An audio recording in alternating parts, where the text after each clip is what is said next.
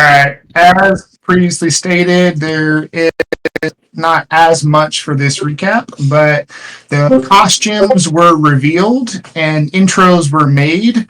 I believe the best power couple went to Maddie and Malin. I'm pretty sure is what everyone decided on because they look amazing. Maddie, boo. Anyway, so actually split up after the introductions were made. Argus and Ellie started off joining Joan Jett in the band, and they killed it in the intro round. Technics, I believe, and the party was starting off to be very lit. Quinn and Smalls were at the casino. I believe that Smalls actually lost a lot of money. Well, not a lot of money, but lost. Quinn was actually doing a drinking game with Master Foley, and she actually tied. Got to the final round, so I actually made up some of that money as well. Morn, Drew, Maddie, and Malin they decided to go to the pool. Maddie and Malin did a ballet dance fight successfully. They actually sat off half orc, and the half orc seemed to not like a lot of the fancy people, but showed a lot of interest in us. There's a truth telling game between Maddie and Malin. Both of them blushed because they always seem to blush. Drew comes across and flirts with an old acquaintance, Mallet, who actually refers to Drew as Baby Bear. Morn crushes Drew and tries his best to impress Malik's crew. Does some showing to the best of his ability about the Eternal Vanguard. And actually near the end, Morn and Drew have another conversation to address some of the tension between the two. First round, everyone was summoned to this stage that wants to be a part of the costume contest. And that's all I have written down. Nice. Leave it up to the group. Is it worthy of an inspiration? I think that's a pretty decent recap. That was pretty good. Yay! I especially like the part where you totally won, for sure. Absolutely. Yeah. All good. Inspiration for Maddie. Thank you for the recap. Greatly appreciated. Real quick, Maddie, you were kind of skipping out. I'm not sure if that's because we're fighting with the bot or if that was because of your mic. Might be the bot. I don't know if it's the bot because it doesn't seem to happen to anyone else when they're talking. He did talk more than longer, but like even his short ones, it was doing it for him. Okay. Yeah. So if that happens again, Maddie, we might need a little reset there. But other than that, I think we are good because I think everybody else is coming across pretty well. Just heard John and everybody good. Can everybody hear? Everybody solid? Yeah. The only one it was, was Maddie. Yep. Can confirm. Sounds good. Along those recap lines, Quinn had told me to put the gold in my pocket, but I forgot how much it was, and I know I had to subtract 400 from whatever it was for the bet. But does anybody happen to have that number? Yeah, we have it. Give me a sec. New shinies. Also, if there are any songs that you guys think of as like things are going on, feel free to send me a DM with the link to it on like YouTube or something. And I can add it to the queue. Cool. 1,250. Okay, so I need to add 850. Got it. And yeah, Small's held on to the gold, right? Yep, Small's held on to the gold. Okay, yeah, let's just make sure we don't add it twice. All right, with that, welcome back, everybody. We are going to jump right back into Polly's Wild Party, the Sea of Flesh, the naughty masquerade that he seems to be putting on here. Everybody came, showed up, strutting their stuff, showing off their costumes, getting the lay of the land, so to speak. Everybody was still a little late, a little held back, a little reserved, kind of figuring out where everybody's at and getting the vibe of the party. But I think everybody's got a pretty good idea of everything that's going on here. Nothing too crazy, nothing too demanding just yet, but you guys met a few interesting individuals and got the lay of the land where everybody's kind of positioned. There's a lot of big power players here, some that you haven't even got a chance to go and really get a talk to just yet. Some you recognize, some you didn't, but there's still a whole lot more going on at this party than you guys have even scratched the surface. But with that, we're going to do a quick little re-up here right at the end of round 1. So, is there anything anybody wanted to do or say in the positions that you were in now? It can't be anything too dramatic, can't be anything too dedicated, but is there anything anybody wanted to finalize before we move into round 2? Smalls did. Let's hear it. So, just there was a brief conversation between Smalls and Quinn where Quinn mentioned to me that she wanted to talk to Maddie. So I'm gonna go find Maddie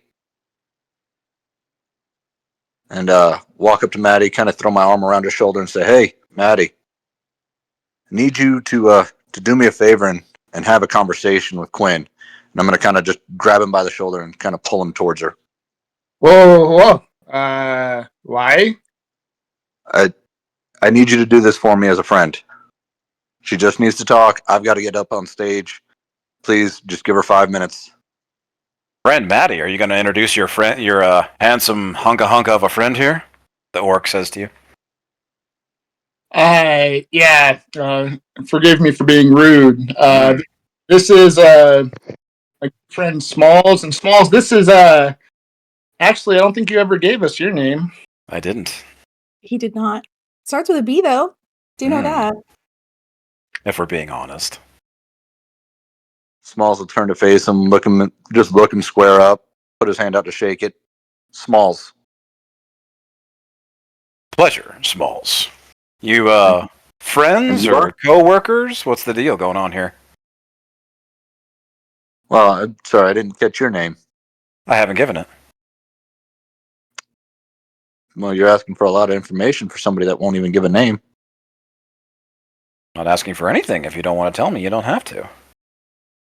I take it fine. you all are in the business, right? I can tell by the, you just have that vibe.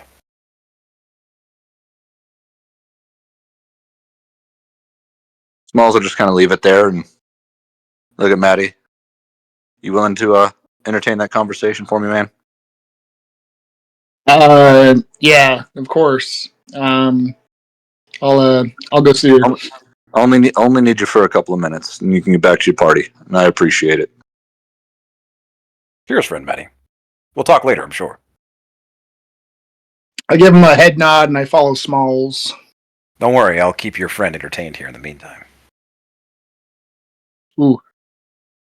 He, Okay. we're part of the Eternal Vanguard. He's both a coworker and a friend. Eternal Vanguard. Mm-hmm. New company or Yes. unblooded? Unblooded, as far as I know. We still haven't finished our rule of 3. I see. Mm-hmm. Well, we'll have to talk more about that. He turns it over to you, Smalls and Maddie, as you guys make your way over. Cool. So Smalls will walk Maddie over. Quinn, promised you I'd get you at least a few minutes of audience, but I do have to get up on stage. I know my time is running out with my axe. I'm not about to give it up. So with that, Smalls is going to turn and walk towards the stage. Quinn's gonna wave at him, totally. Thanks for all of it. If I'm taking damage, it's not Maddie this time. I promise. Smalls just going to look back skeptical. Yes. Noted. Yeah. Same. So we have a couple of minutes. I know we're totally going on stage for this costume party because, I'm gonna win, of course. But I totally talked with some of the other team, and I guess I should apologize to you because you're apparently not as bad as every time I become conscious you're attacking a party member. There's a lot of respect for you, and we totally should have a conversation later. But for now, I'm watching you. You got a good girl with you, and would hate to see her get hurt because you can't control yourself. Maddie isn't exactly happy with that comment at all, so he's just not going to say anything. Anyway, that was all. I wasn't expecting to have to run for the pool party, but I'm sure you've got it under control and everything. Gonna walk away. Just so you know, Malon's going to win this, and then Maddie's going to walk away. She's a boss bitch. She's definitely giving me competition. I'm there.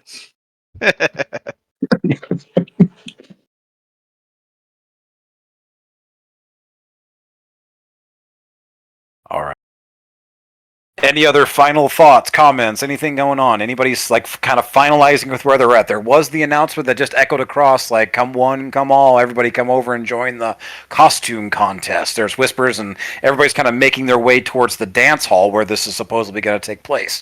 A lot of the big power players and stuff like that are actually moving from their assigned locations where they were hanging out this first round and are actually making their way towards the dance hall. Seems like everybody kind of gets to be either get a piece of this, watch it, or participate. You're not quite sure just yet.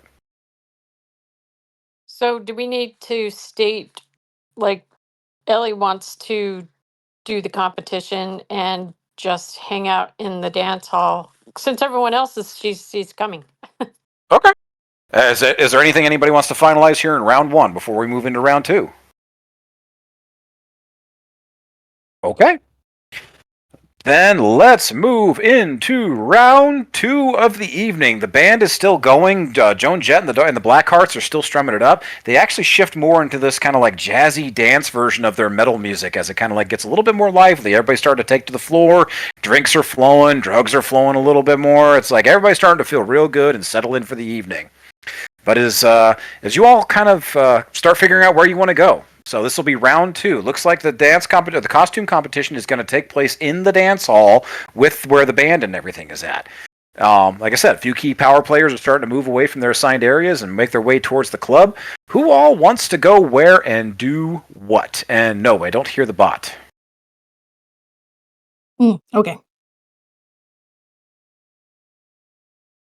Marshall, just to clarify, you said that if we're in the costume contest, that's the round, right? Like we can't do other stuff? Yeah, you're kind of dedicated to the dance hall for the better part of the evening because you're going to have to you're going to both participate and kind of watch it all go on as the other players and stuff are happening. Okay.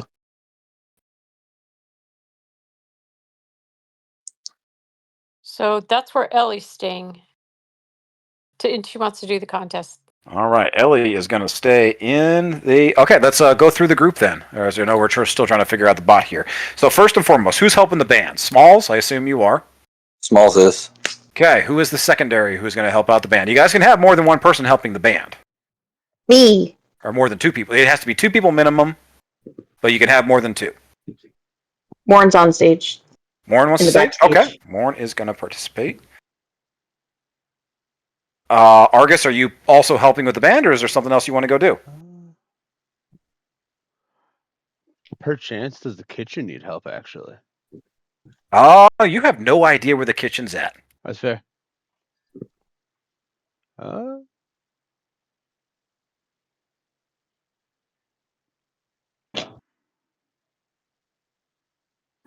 mean, you could try and find it if you really, really want to, but... I don't think Argus would go out of his way to find the kitchen in this establishment. So where do you want to go? You can absolutely keep helping with the band if you want to. It's like you don't have to commit to anything else. I think I'm going to chill with the band for this round. Okay, we got 3 people helping with the band. So we got Argus, we got Smalls, we got Ellie, and we got Monroe. Who's next? Ellie's not helping with the band. She's just in the dance Yeah, you're hall. staying in the dance hall. I'm just saying everybody that has decided where they want to go for this round. Got it. Quinn is going to be entering the costume competition. Okay, Quinn, costume competition. Okay.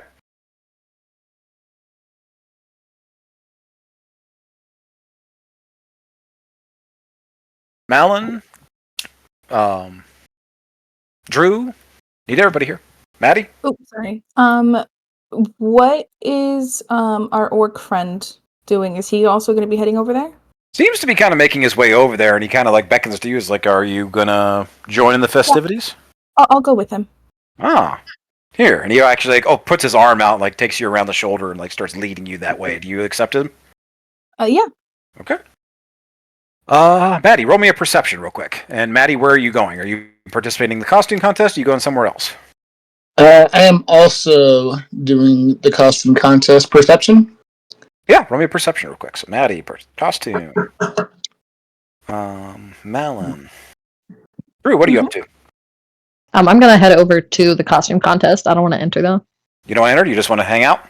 Yeah. Okay. I'm also keeping my eyes out for Malik. He definitely is making his way over to the dance hall to watch. Okay. So it's easy spot. You're already in the same area as him.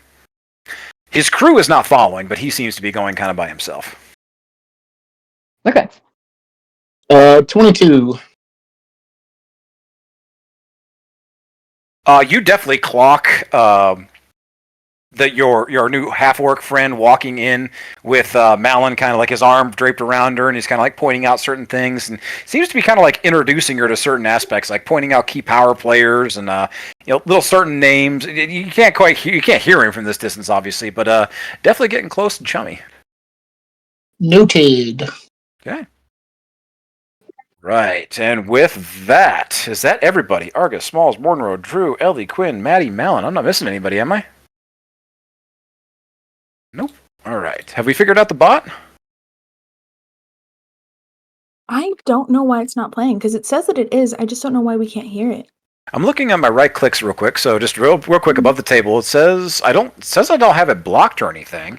Yeah, it's not So- server muted. It's just server deafened, so it shouldn't be able to hear us. Okay. I'm gonna have it leave and then rejoin and see if that fixes it. Okay. Let's take 30 seconds and see if we can get that rolling. Mhm. All right. So with that, let's go ahead and get some rolls going. Then let's go ahead and do the helping out with the band. So first up, Argus, you're an old hat at this. Yeah, Smalls comes and joins you, and so does Monroe. Smalls, what are you doing when you kind of get back towards the band and stuff like that? Are you trying to find a spot something to hide your axe, or what are you trying to do? First thing I'm doing is looking for like a large guitar case, like a bass guitar or something that is oversized that I could put the axe in and sling across my back. You actually notice that one of the band members, Fasola, he's the auto gnome. He's he's got this really short torso and a little bitty head with a massive top hat on it. And he's got these real long, gangly arms and legs. He's what's called an auto gnome. He's kind of like Argus in the fact that he's like a robot, but he is considerably smaller and more compact if it wasn't for these like weird, long, spindly arms he's got going on. He kind of looks like a robotic Slash, though, to give you an idea of what he looks like. He actually pops open one of these cases and he rips out this like large oboe and he begins taking it over on stage. But yeah, you definitely notice that his case is unguarded at this time. More than enough to hit your axe. Yep. So I'm gonna walk over to that and just not trying to be sneaky about it, not trying to like seem like I'm doing anything nefarious. I'm just gonna kind of walk over to it and slide the axe in it and sling it across my back. Yeah, just before he makes it out on stage, Fasola turns around. Well, he actually doesn't turn around. His entire head does like a weird 180. It almost sounds like gears grinding. Does this like, and completely turns around like an owl, and he just like spots you immediately, messing with the case of his oboe. And he just doesn't say anything, but he's definitely looking right at you with these beady little robotic eyes. Smalls is gonna look at him, just borrowing it. Promise to return it in good condition. He kind of cocks his head to the side, doesn't say anything, but it's almost like a dog that hears like a dog whistle, trying to figure it out. Smalls is going to proceed to put the axe in there and throw it across his back. Okay.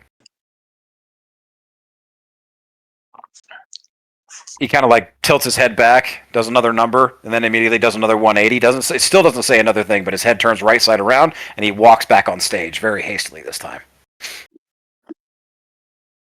Once Smalls has got the axe on his back, he's going to start looking at the stage and seeing where he can move different things to make the appearance better. He's going to be using his athletics capability of moving things around quickly and just make sure everything is placed appropriately.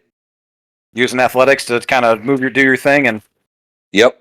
all Staying in the background, moving everything around, grabbing the heavy stuff. Specifically, he's going to be focused on grabbing all the heavy stuff that would be a little bit harder to move. Maybe making a bit of a show of it, like something that a lot of people might struggle with. He's going to take and just throw on a shoulder one-handed, do that kind of thing. Okay. Make me just a strength check real quick. DC 10. Strength check.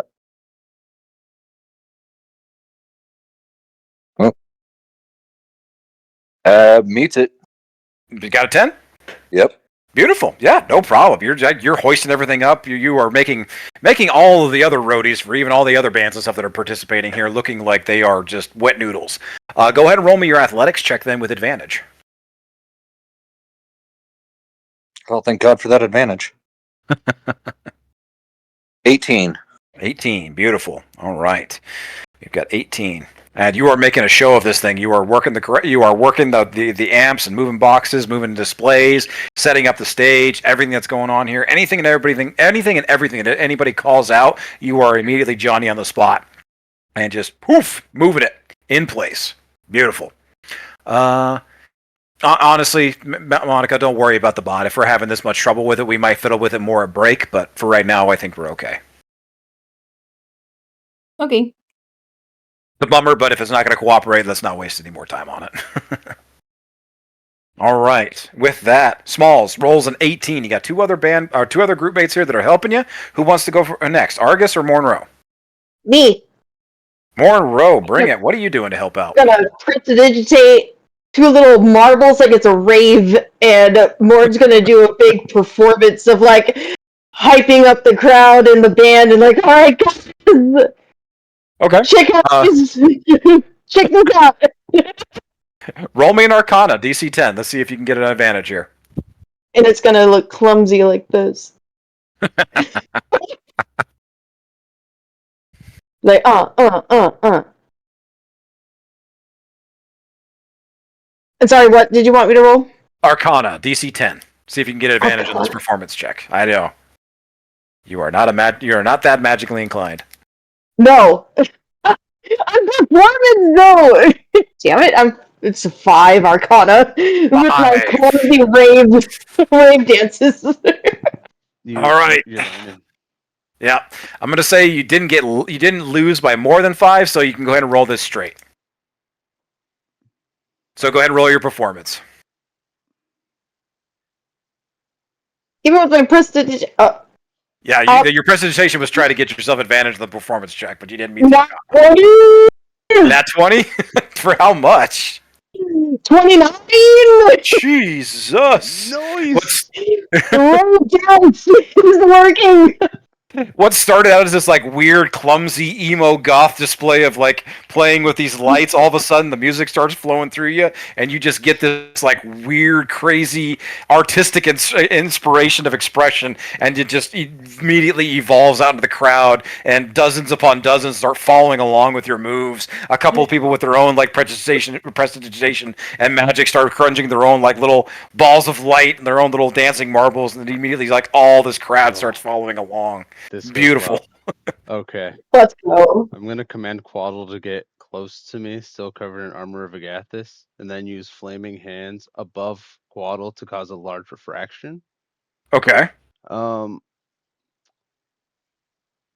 Question directly to you. Could we use the other presence's power to use the spell so it's more of a teal color instead of the purple it normally is? Fuck it, why not? Since that's going to be more relevant sooner than later. Absolutely. You can either roll. Let's see here. Let's go ahead and do an Arcana check for. You're using magic here, so let's go ahead and roll another Arcana check. Or what skill are you using to do this like display? Are you using performance, or what are you doing? It's going to be performance because I am commanding Quaddle in the manner as well. And I'm going to leave this up to Monroe. Monroe, do you want to give him advantage right now on his performance? Oh, yeah. check? Okay. Like pointing at him in my rave, going like a big booty bump, going, oh, yeah, let's go Argus, let's go Argus. Okay.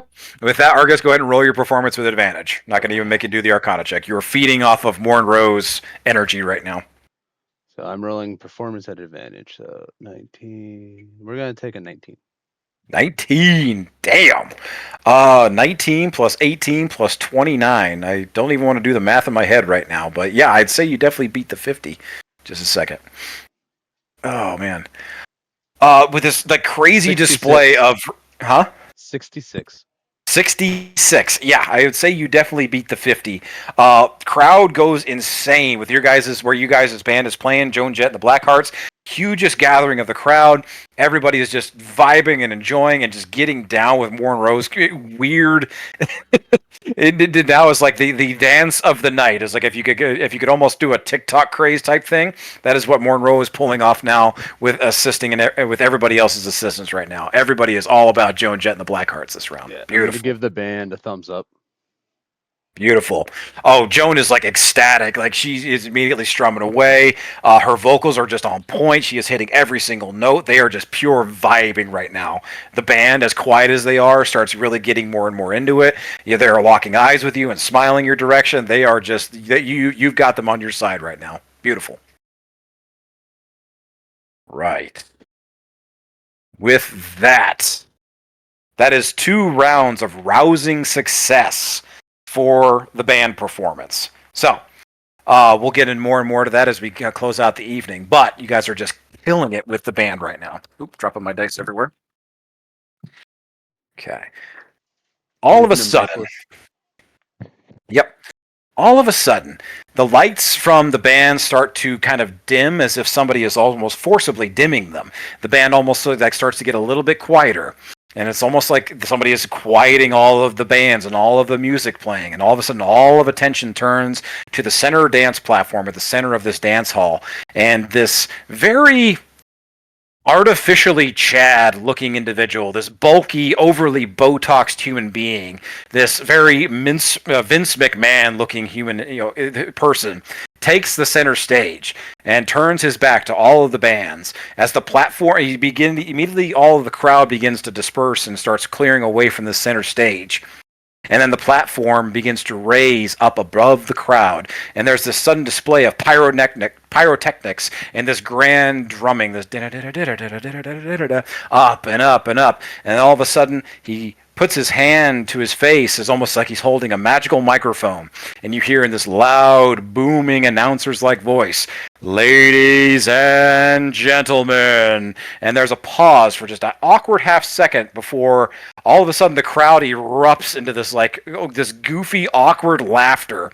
"Oh, who am I kidding? Come one, come twice, ye horde of heathens, perverts, knaves, and knackers. Sadly, I'm here to impress you, not undress you. Let's have a big hand for the host with the most. You love him, you all want him, Paulie DiSametti." And then all of a sudden this really hushed tone, "Rex."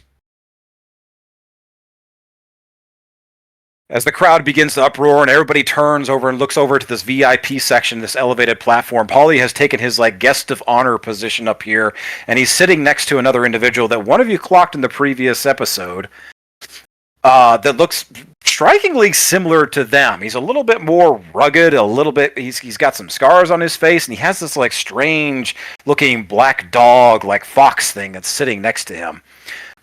But you can definitely tell some kind of resemblance to our host for the evening, Paulie, but you're not quite sure who that is. As the announcer continues, "It's my pleasure, and maybe yours, tonight, to MC our evening's costume contest. If you think you might have what it takes to swim in our illustrious sea of flesh, be the one who wins our host favor. Step up or step off." And all of a sudden, the crowd begins to pull back a little bit, and those that are wanting to participate in the costume contest start lining up one by one to take their place, take their positions on the stage, and begin the next round of entertainment. It looks like you guys got about 10-15 minutes for everything kind of kicks off. Is there any conversations you guys want to do or say? Anything going on? Just for a reminder, I am going to say that you guys have already kind of gathered up, I'd say, and kind of shared amongst yourselves. There's a few NPCs here in the dance hall that several of you might recognize. Warren Rowe, you definitely clock over in the corner. There's Marceline, the Mystic of Metal. She has her viewing table with the crystal ball and the viewing pool going on back there. Definitely, far more people are definitely paying attention to the costume contest right now, but there are still a few over there getting their palms read and getting a few ordainments of the future and whatnot. You all definitely clock Paulie up in the VIP section, as I said, sitting next to another person you haven't quite figured out. Many of you clock Burgermeister Swole Bunyan, the kind of quote-unquote mayor of the logging town over in Sylvaden. You guys participated in the cockatrice hunt contest, the lumberjack contest, and his wife Babe are also here as well, taking their positions, and they're looking like they're going to enjoy watching the costume contest. Joan Jett, the Blackhearts, of course, performing up on the stage. From the casino, Quinn, you clock several of the individuals from that VIP section in the casino, the ones that are wearing like the strange animal masks and the jester. Yeah, that not a jester's outfit, but it seems like a kind of it's one of those theater masks, and if the first time you've actually got a little bit of a closer look, that theater mask tends to like shift from sad to happy to terrified. It's going through a range of emotions. It is a mask that keeps shifting. Master Farley Foley has definitely come over, and he's watching. You notice that Rose, a couple of you clocked Rose, the healer that had met with Chiron back on the ship and helped him assist with some of the injured and dying on the ship after you guys had fought all the beetles. She is also here, but she's kind of moved from one bar in the casino to this other bar here in the dance club and is just continuing to drink very heavily. Monroe, you also clock V, the ringmaster. You definitely recognize him as he also comes into the dance hall. From the poolside, the half-orc definitely makes an entrance here with his entourage, walking arm over Malin as they make their way into the dance hall, and he walks up to the edge with Malin. Malin, as you kind of take your position to participate in the costume contest. There is Bebe, of course, the proprietor of the Salt Bay, the pirate den that you guys got into the fight with Captain Jormungandr there all the way back in Opus Day. And of course, Major Domo Logain, one of the captains of another particular mercenary company around here, the Crown Coterie. He's also followed by his entourage of well-dressed mercenaries. Tends to be taking a place of. He's not up in the VIP section, but he's definitely trying to get as close to it as he possibly can. But he's awkwardly kind of like trying to position himself with the in crowd as best as he possibly can. And with that, that's for most of the NPCs. Is there any questions before we move into the next stage? What's all going on? You got about 15 minutes to kind of gather your thoughts and what you want to do. If you want to have conversations amongst yourselves, or what you might want to do for the costume contest, take it away. What do you all want to do in this space while we get geared up? Well, Ellie sees Quinn come in and kind of skip runs over and sidles up beside her and said, hey, this is quite a party, right? I've only been in this area so far, but there are so many interesting people, and you, my dear, look gorgeous. Oh my god, thank you. You look awesome as well. Okay, I am off mute. So I totally don't know anyone at this party, but if you know people, you're stunning. You're absolutely going to impress all of the lads. I am sure they're going to be chasing you. It's so funny.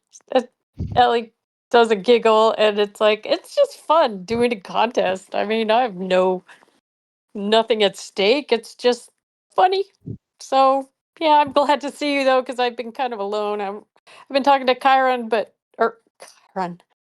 Argus, for a little while, and the band is so good. So it's just nice to see a beautiful face and someone I know. We should totally get drinks after this. Okay, that sounds like a great plan. Awesome. Do you know if any of the others are participating in the contest? I don't know. And Ellie turns to the back and sees Malin. It's like, is Malin doing it too? I don't know.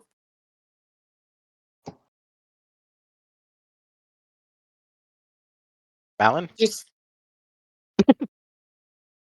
Malin.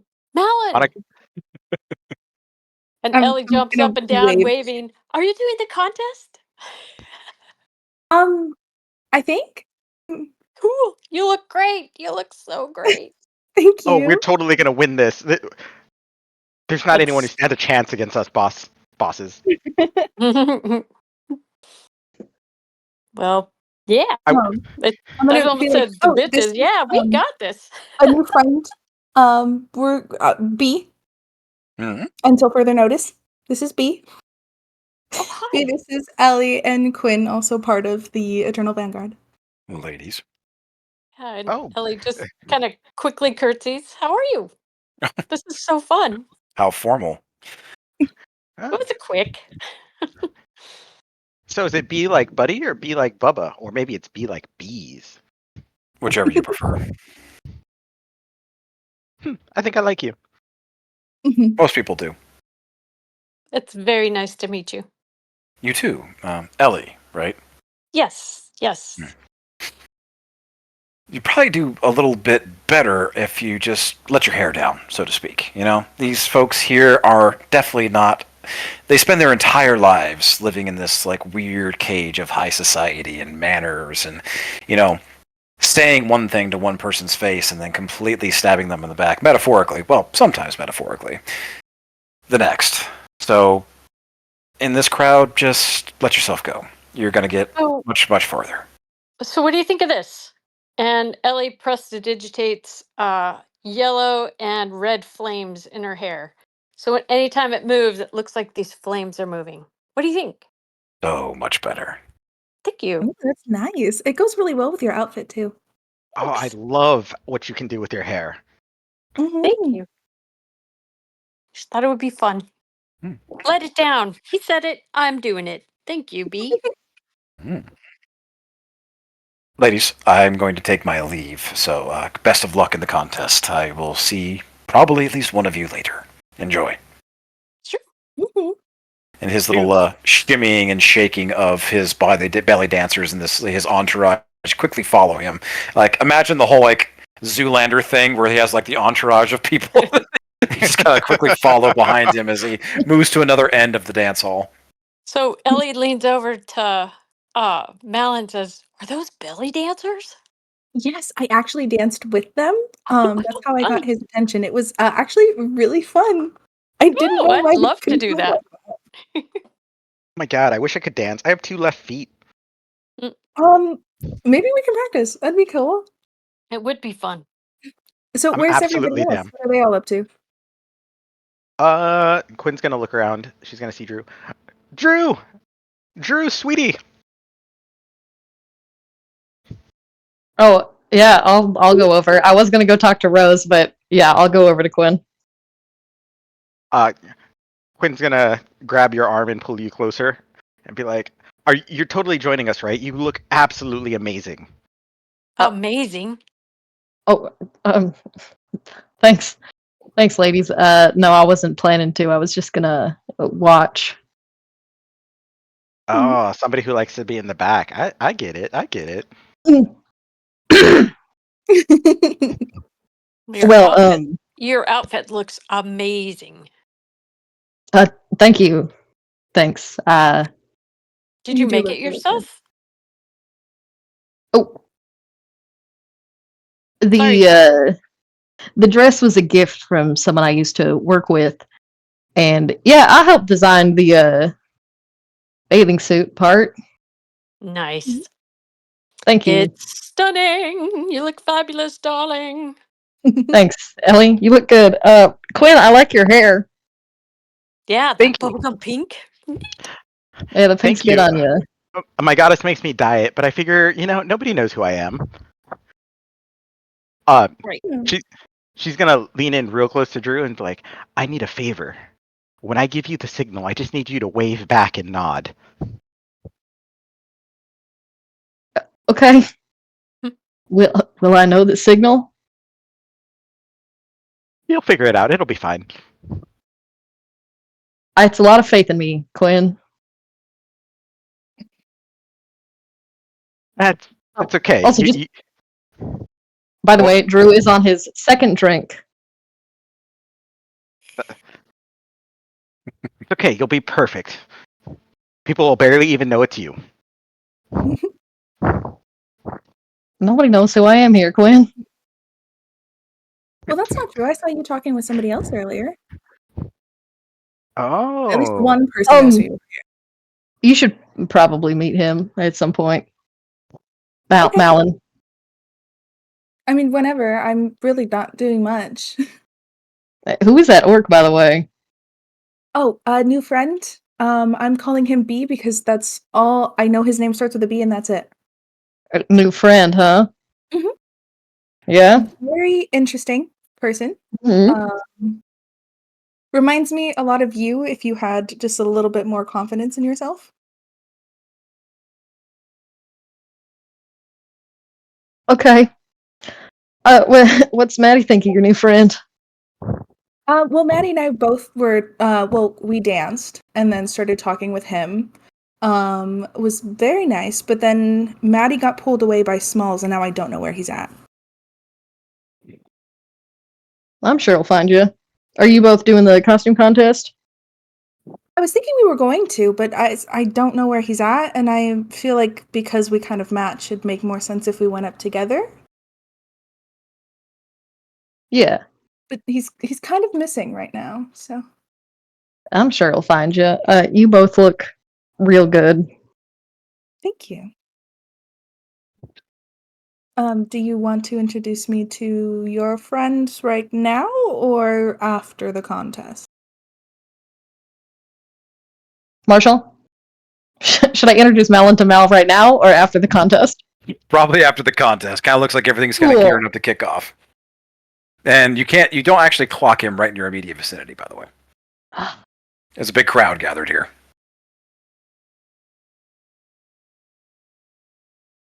Anybody Okay. else? Oh, That's it. okay. Quinn, you all set? Totally. All right. Anybody else? Any conversations? Anything anybody wants to do in the immediate vicinity right now? I'm probably Oh. gonna stand right next to the Carney leader and just be in his vicinity and be like, I'd love to talk later if you have a moment.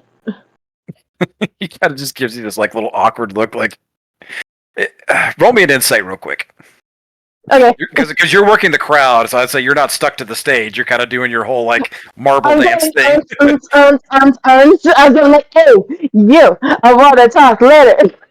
It's a 10. I got 10 on that insight. 10 on that insight. From what you can tell, he's kind of giving this awkward look, like, "Ugh, you again." And he just kind of looks at you. It's like, "Love your outfit." I hope you got the tab I left you, because it's actually like promoting your circus, I think. Oh, you think I need help promoting my circus?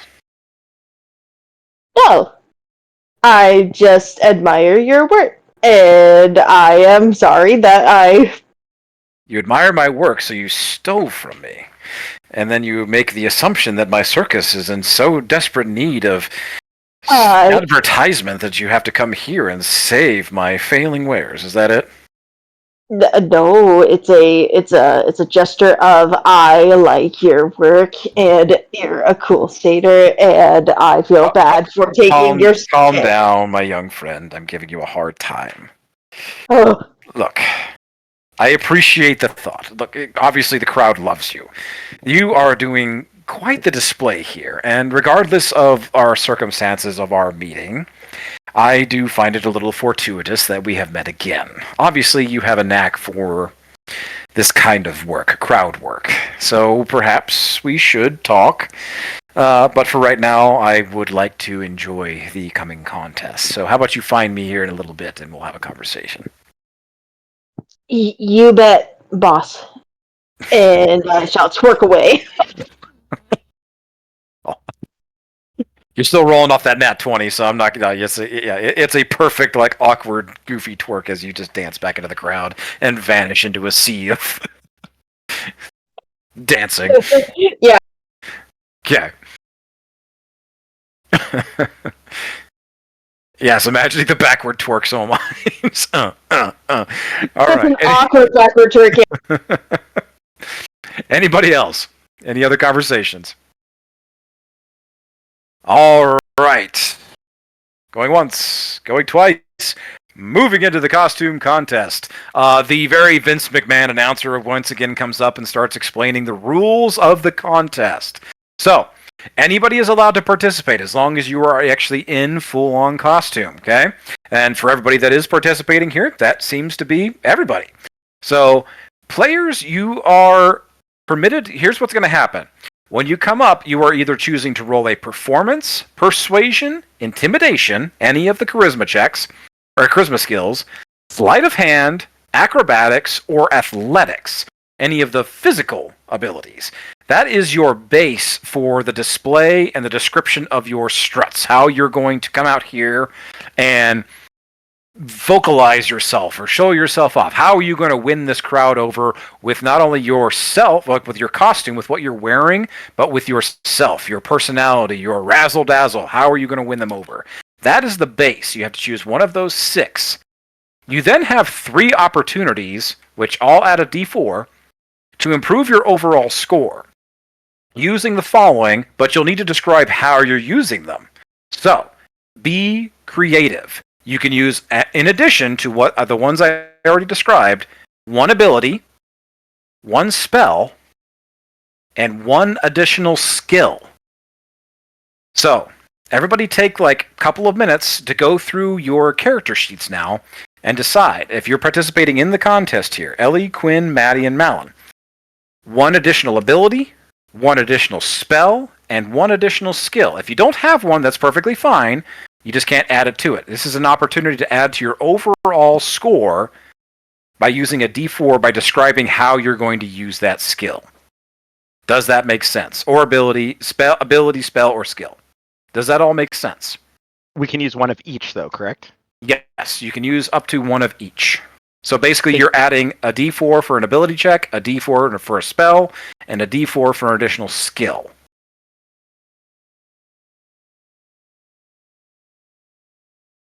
Sounds good. Let's do some research. What were the 6 skills that we could... Performance, persuasion, or intimidation. Okay, any of those. It's like, I'd even allow, I guess, deception, but I really don't see how it's going to fit into this whole thing. You're basically either trying to scare the crowd, persuade the crowd, razzle them with a performance, or sleight of hand, like if you're wanting to do some kind of like trick, or if you're wanting to do acrobatics or athletics, some kind of like, some kind of feat of physicality. Those are the ones you will roll for your base display, and then you can add up to an ability, a spell, and an additional skill for a d4 for each of those. Does that make sense? Can I be persuasive enough to try and use stealth? Not that I want to not be seen. I just want to make it not as apparent of what I am doing as I am walking up. When we get to your turn in the order, absolutely, you can try and convince me to let you use that skill. If anybody else has another skill that they want to try and justify, I'm all for it. I just designed these to have the most basic, rudimentary, entry level. Like these are the one thing. These are the skills that make the most sense. If you can justify it to me that it would make sense for you to use that skill for your base, absolutely, bring it on. Perfect. Cool. Marshall, is there going to be like a DC that we have to beat for anything at all? Like the basically the highest scores win. Okay. So I highly encourage you all, like, you have your outfits that allow you to re-roll certain die, any die basically. So several of you have already used that. So I trust all of you to account for the ones that you have already used. Several of you already have.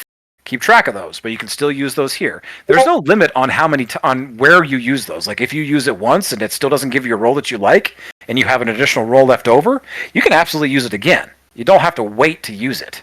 So keep that in mind. You have your inspirations. If you still have that, use them.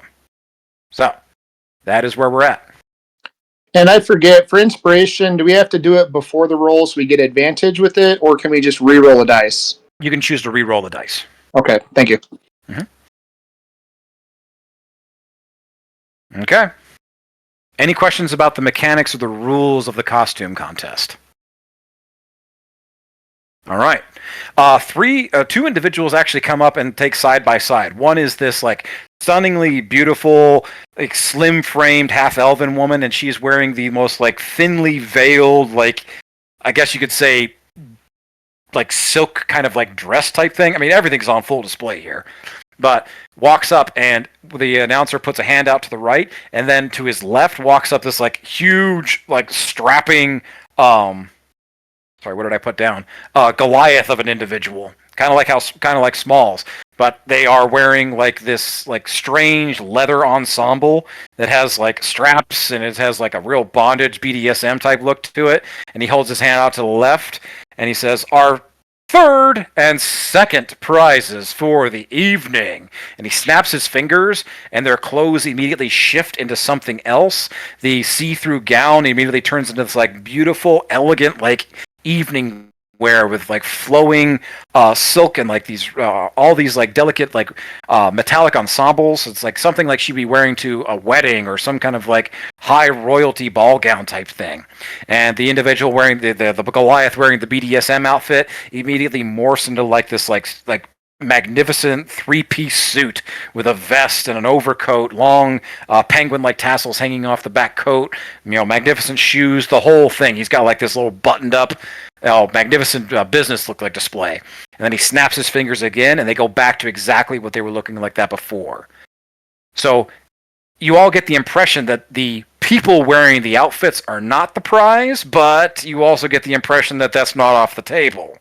But it seems like their outfits are up for grabs as the second and third place prizes for winning the costume contest. And for our grand prize, as always, and he moves his hand up to the VIP section, the spotlight comes down, bam, bam, bam, bam, it all shoots over Pauly DeCimedi Rex as he's sitting up in his VIP section. He's like clocked back in his lounge chair, everything full on display. He's kicking back a drink, and he stands up and bows to the crowd. And our first prize tonight walks away with the grand prize of all the gold, plus a favor from his lordship, Pauly DeCimedi Rex. So you all get the impression that if you take first prize here, you get the idea that you would get a favor, or the favor, of the host of tonight. Whether what that means to you or what you could possibly get out of that is completely up to your own interpretation, but everybody begins whispering and clamoring, and like these conversations being held back and forth. Immediately a bunch of other people step up and start like offering themselves up for the costume competition. The idea of getting a chance to be up to the VIP section or to even have a conversation with Lord Pauly immediately sends this crowd into a bit of a frenzy.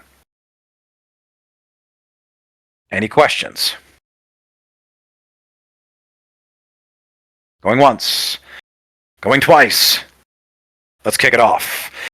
Immediately, the announcer goes in again, explaining all the rules and the prizes, and then the first costume, the first participant is this, like, I guess you could say, like, soccer mom of a half-elf woman.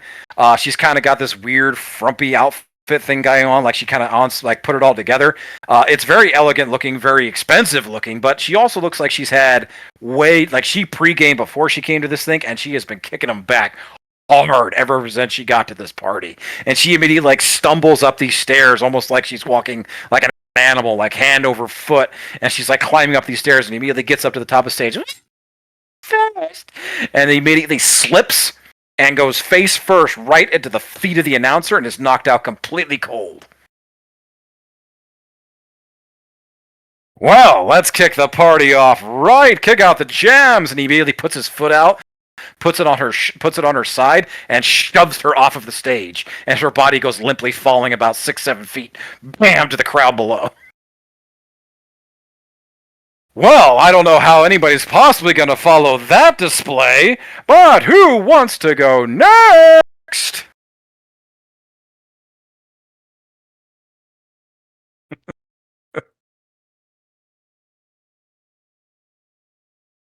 Who wants to go first? Ellie would like to go. Ellie is going to go first. Okay. How do you make your way up the stage? There's stairs up to the stage, right? Yep. So as Ellie kind of prances up and shakes her hair, the flames and all that make her hair glow.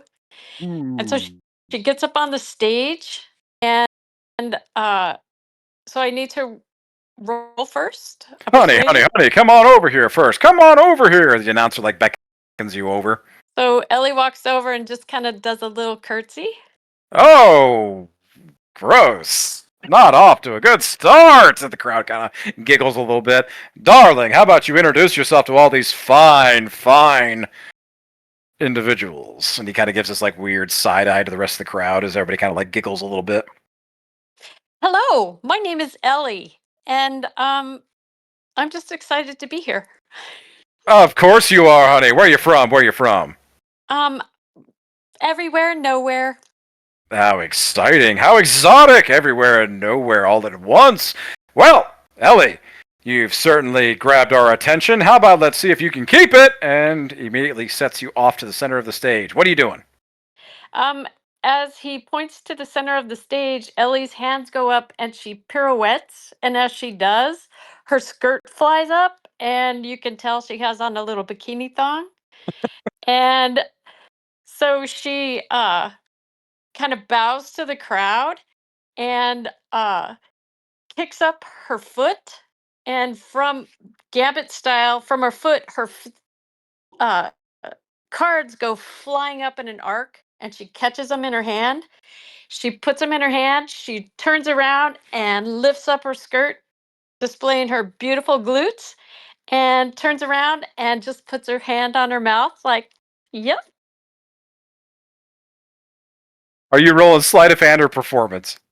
I thought we could roll persuasion. Or you can roll persuasion too. Yeah, I just figured it was one of those two. Why not? Let's make it persuasion. For your in-depth description and what you're doing, absolutely take an advantage on your roll. Okay, I got a 26. 26? Damn, are you adding anything to it? That was added. Everything added. What all did you add? Just my I rolled a 19 plus a 7. Okay. Are you wanting to add an ability, another spell, an additional skill to try and tack onto it? Can I do sleight of hand for my catching the cards? Yeah, if you use persuasion for the first one. Okay, here we go. So 26. Yeah, no, you need to roll a d. Just you're using a d4 for each of the additionals. So you're going to use sleight of hand. Just roll a d4, and we're going to add that. Okay, d4 is a 4. Beautiful. Okay. Are you adding an ability, a spell, anything else? I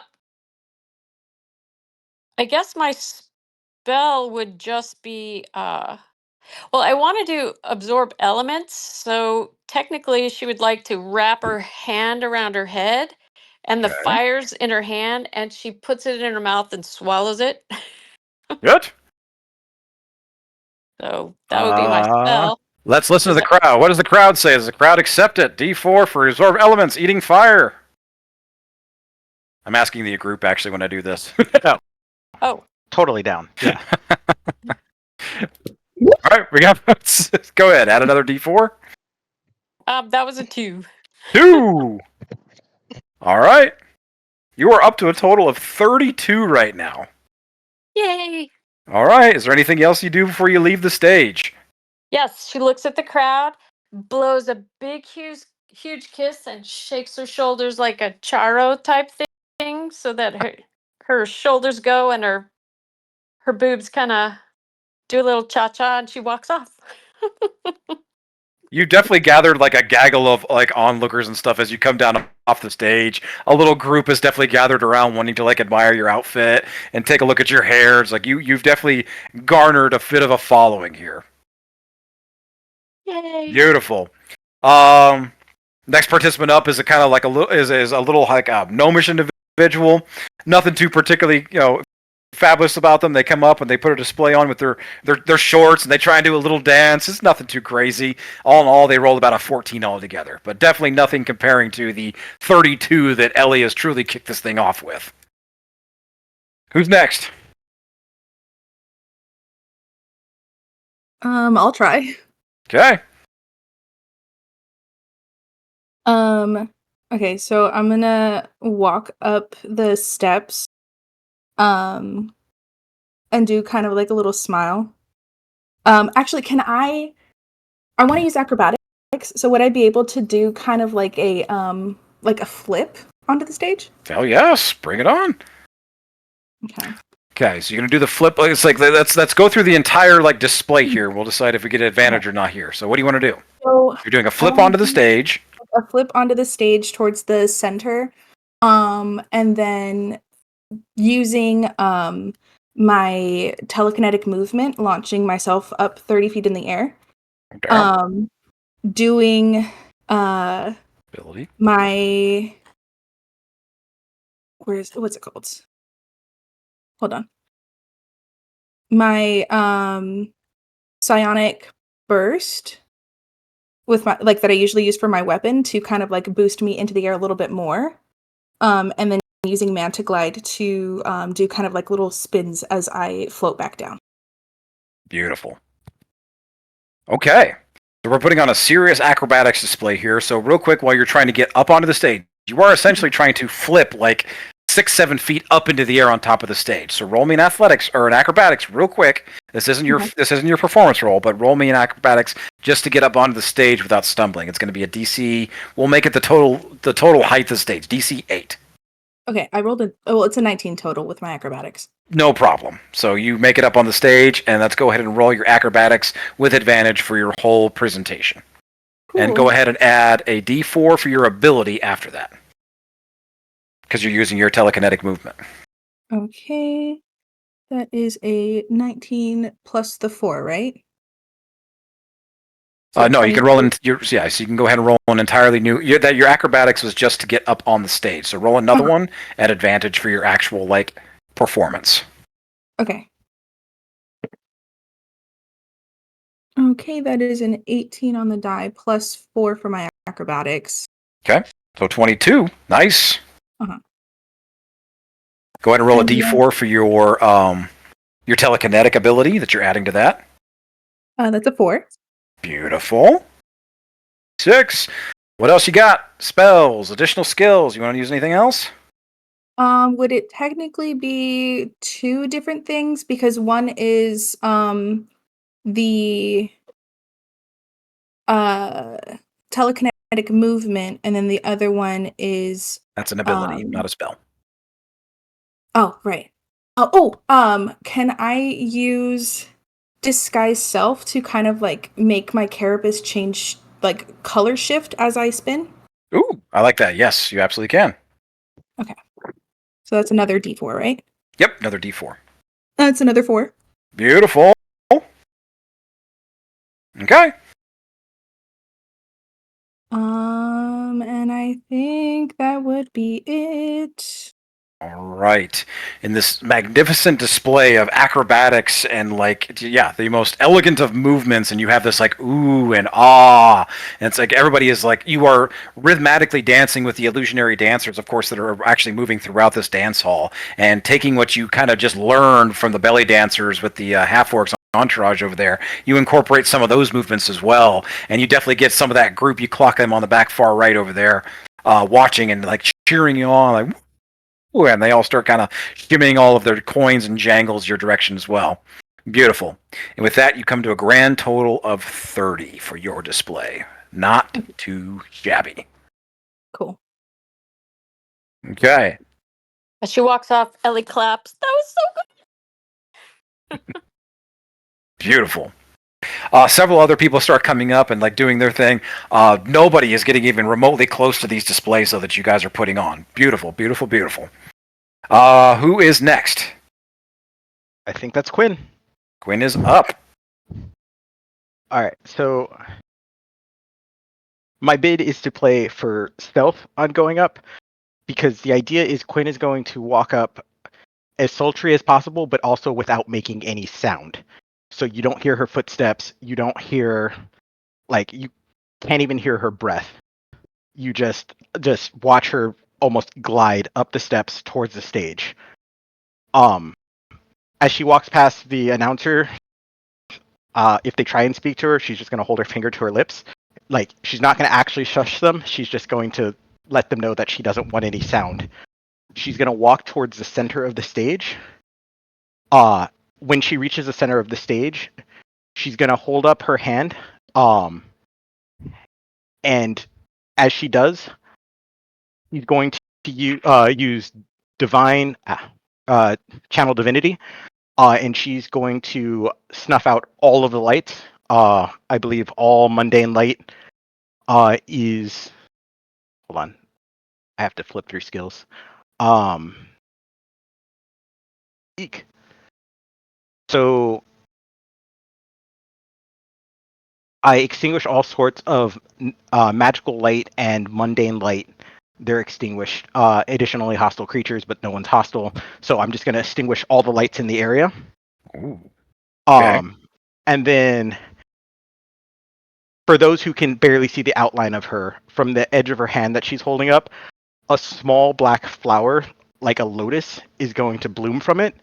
And immediately, she's going to be lit up. Moonbeam is going to cast, lighting her up as the center of the stage so everyone can see her. As the moonbeam hits her, parts of her costume are going to burn away, making it sexier, like thinning out the lines and shaving off like extra trims. So she's going to be in this very, very almost revealing bathing suit. It leaves just enough to tease the imagination. She's also going to use meta magic to silently cast that spell, so she never said anything. So all of this is in complete silence as she walks up to the stage. All right. And what skill did you want to use that? That was your stealth? I wanted to use stealth for. Yeah, I wanted to use stealth, but if I have to use the main roll, I could do sleight of hand, maybe. I'm gonna leave this one up to the crowd. Does everybody want to let him use stealth?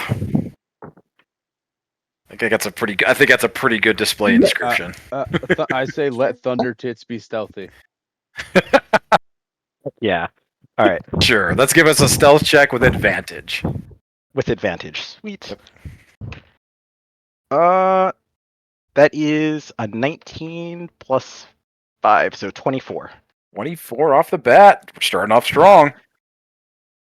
All right. Additional skills, additional spells, additional abilities. What we got? All right. So additional skill was channel divinity. Okay. That is a 3. 3. All right. Spell was moonbeam. By the way, I can roll for the damage on that. Sure. Technically, you are standing in your own moonbeam, so yeah. It was hot enough that it burned away my clothes. So yeah, this is very true. Like they were designed that way, but it looks like 6. It's a D4. Oh, 6 damage. Yeah, 6 damage. Gotcha. So go ahead and take 6 damage then. Smalls, take half of it in case I have to do this longer. Smalls, you can absolutely take half if you want. Smalls is going to take half and just kind of like wince and look up at Quinn and go and just kind of be caught for a moment. All right. Then for Moonbeam, I got a 4 for that one. Okay, nice. And I guess performance would be what I was putting on anyway. Yeah, I'd say that's definitely a performance. That is a 2. Ooh. All right, that is all additional abilities and skills and all the trimmings, all the fixins. We got 27, 31. That puts you up to 33. We have a new lead. I thought Ellie had 34. She had 32. Oh, I thought she had 34. Okay. Sweet. Yes. Burning my clothes off. Paid off. Hopefully. In the number 1 spot, we have Quinn. In the number 2 spot, we have Ellie. And right now, in the number 3 spot, we have Malin. All right. More people, honestly, less people are starting to start pulling themselves back. After a few of the displays, they're just I can't compete with that, and they start immediately. The crowd starts going. They start returning to the crowd, less as participants and more as onlookers. Who wants to go next? I still have to go, so I can go ahead and go. Okay. you start making your way over to the stage. A familiar hand actually comes out and grabs you by the shoulder and just like kind of pulls you back. Just a little bit of a firm like tugs you back, like, hey, it's the half orc. You mind if I go? I'm kind of amped up. You know what I mean? I look at him and I'm gonna cast Hex on him and say no problem. And I'm gonna actually choose for the ability he gets a disadvantage. I'll go Charisma. So I don't know what he's supposed to do, but I'm gonna do Charisma. Yeah, Hex is a first level spell, right? It is a first level spell, yes. Yeah, you immediately recognize something as he kind of just smiles, and as he still has his hand on your shoulder, he squeezes down, and he immediately counterspells you. But he does it subtly. Not a word is spoken, not a hand is moved. And he just kind of smiles and like takes his hand off your shoulder and gives you a little pat on the like small of your back. Go get him, champ. So wait, did he want to go then or no? Oh no. I insist. Be my guest. Far be it from me. Great. Okay, I'll go ahead and come up and go to the stage, and I'll actually look him directly at, what was it, B? Is that what we're calling him? I say, I need a volunteer from the audience. Stronger the better.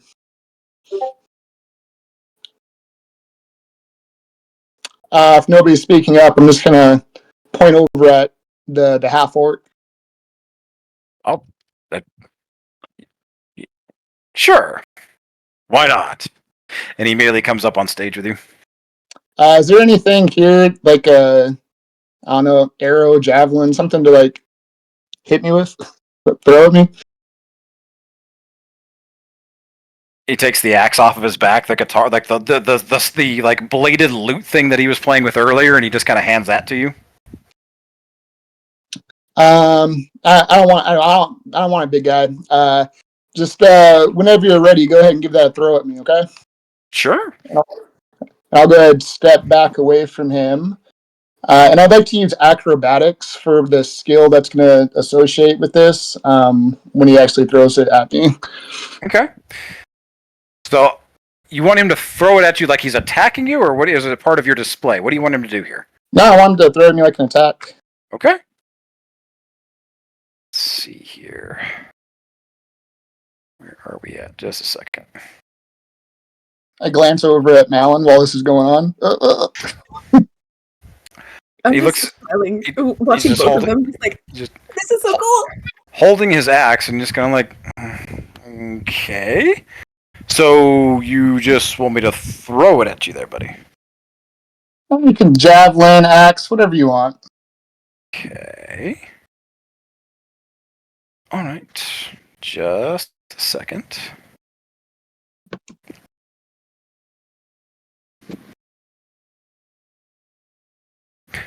All right.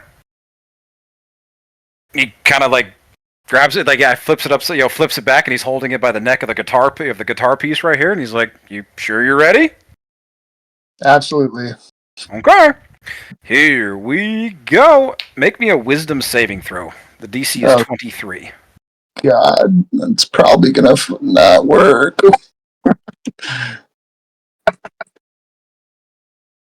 16. 16. You immediately feel compulsed, like as you like getting ready to grab onto this thing, and I'm assuming you're going to catch it or something like that, but you are immediately held, and you cannot move. You can like move your eyes, your thoughts are still your own, but you are held completely in place. I don't think I have anything that counters that. You're under the effect of hold person. Okay. What does that mean? I can't dodge or do anything like that at all? Choose a humanoid you see within range. Target must succeed on a wisdom saving throw or be paralyzed for the duration. Paralyzed? I'm not too sure though. I don't think I can do anything paralyzed, right? You're kind of stuck in place. Yeah, I don't think I can do anything paralyzed. That might just be me about to get hit in the face. Okay. Okay. I'm gonna go ahead and roll this with advantage. I don't think because he is in the he's not in the actual like game, like the list of our characters yet. He's in my characters. I don't think you can see the rolls that I'm making with him, can you? No, No, we can't see it. no, nothing now. That is probably good because I'm going to go ahead and roll it again. I mean, you are held person, so he's going to hit you no matter what. But I'm going to hold that back. I do need you to go ahead and make another wisdom saving throw, and you know which one I want. Yes. And for the damage, he is going to hit you for 49 points of slashing damage as this axe immediately goes barreling into your chest. But you are held in person like a fucking tree, and this thing just immediately sticks into your chest. Could I use protective field to lower that? Sure. Actually, I would also like to hold on. I lost a spell. Nope, hang on.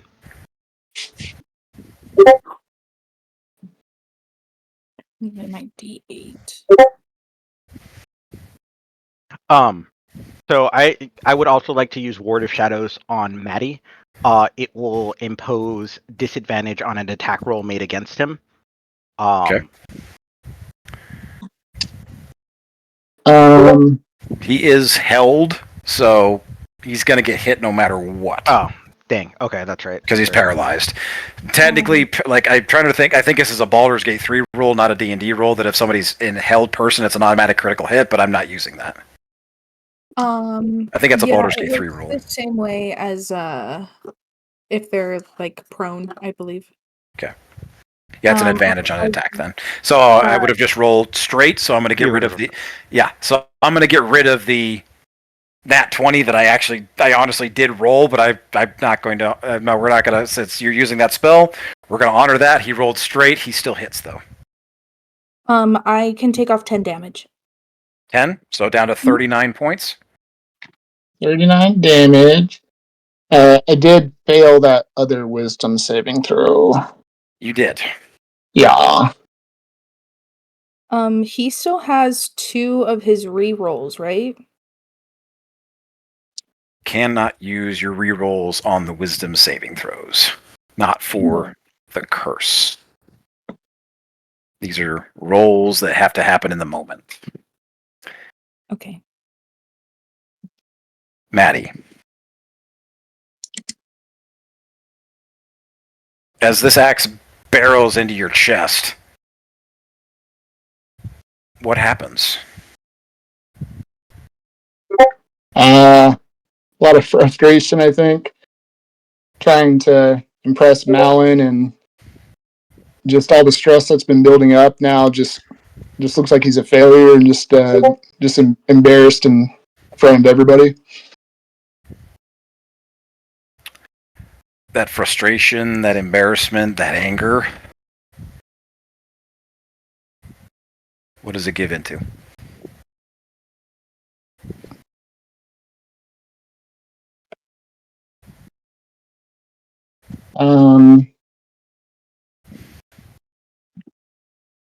I think I start to transform. What does it look like when we get this transformation? It's going to be very similar to a lot of the stuff that we've seen before, but this time Maddie's actually green, so it still looks like a 10-foot tall beast, but he's green is what he is. Any special descriptions? Anything you want to talk about, or anything you want to describe on what's going to happen here? The axe immediately erupts out of your chest and slides back over to B's feet. Your new bestial blackened blood slick across the blade as it slides across the stage, and the announcer, the Vince McMahon, immediately takes a big step back, and your new form begins to take. How would you describe this? I can If I can throw it into the group chat, I didn't really think it through. I actually have a photo for it, but I don't think I have it on me right this second. So I'll find it and I'll throw it in there real quick. But go ahead, just give me like 2 minutes, but you can go ahead and we can keep on going. Okay. How close is it- the announcer to Maddie? 10, 15 feet, give or take. Okay, can I use in like as a reaction, could I possibly use telekinetic shove to pull him back? Absolutely. Okay. Might be a good I idea. can pull him back up to 30 feet, so I just want to like get him to a safer area. Okay. I mean, the stage is elevated, but he's about maybe 5-10 feet away from the edge. So, are you going to use that to kind of like safely bring him down off the stage? Yeah. Okay. Crowd immediately begins to kind of like, whoa, and like take a big step back. And all of a sudden, this roiling bestial form, this green-skinned wings erupting from his back, elongated claws, that a similar bestial form that you guys have seen before, that you fought back in that temple, which almost feels like a lifetime ago, even though it's only been a couple of days now. He begins to take form. Maddie's clothes, his outfit, his attire, his wings immediately burst off of their feathers as these long, demon or devil-like winged bat-like, wings, begin to take shape underneath the feathers that have now erupted off of the stems.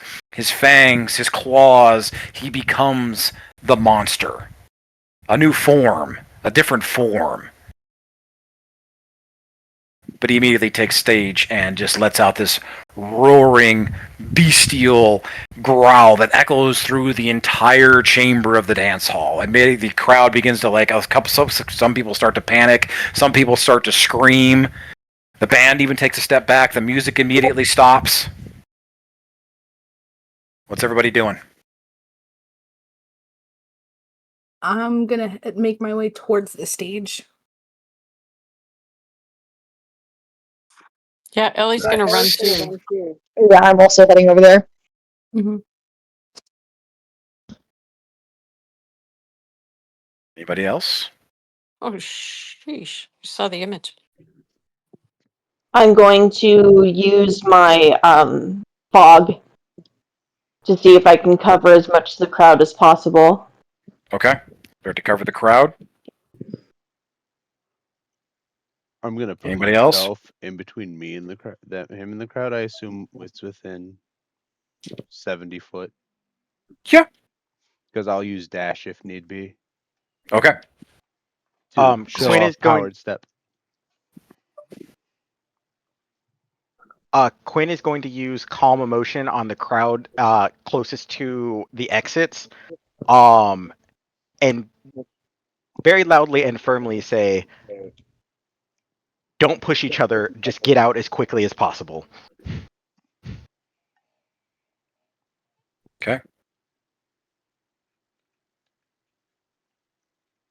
Anybody else?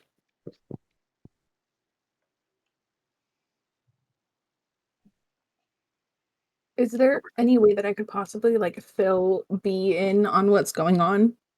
You're going to give him an entire backstory in the next 3 seconds? Not like that, but just kind of be like, I don't think this is what he was planning on doing. He's very aggressive in this state. Roll me an insight real quick. Really strong. Can you please help us? Roll me an insight real quick. Okay. Inside. Oh, that's a -1, so that's a 13. 13. He does not look scared in this moment. He almost looks excited. He also does not look surprised. Okay. Is everybody ready for what comes next? I was ready No. to can be. Here we go. Yeah, that's why I positioned myself where I did.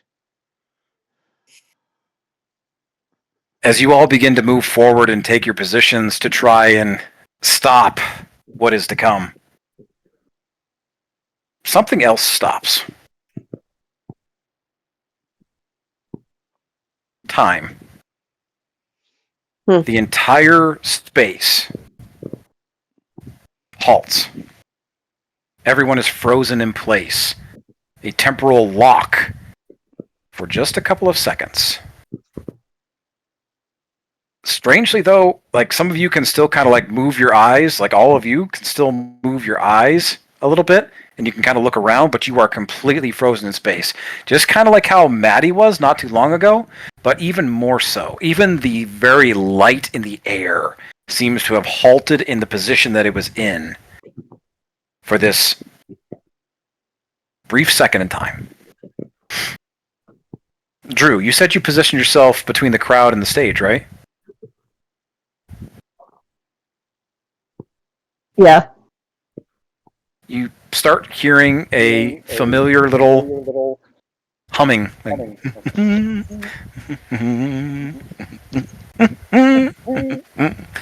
As this kind of gangly, shaved head, pointed goateed little deep gnome.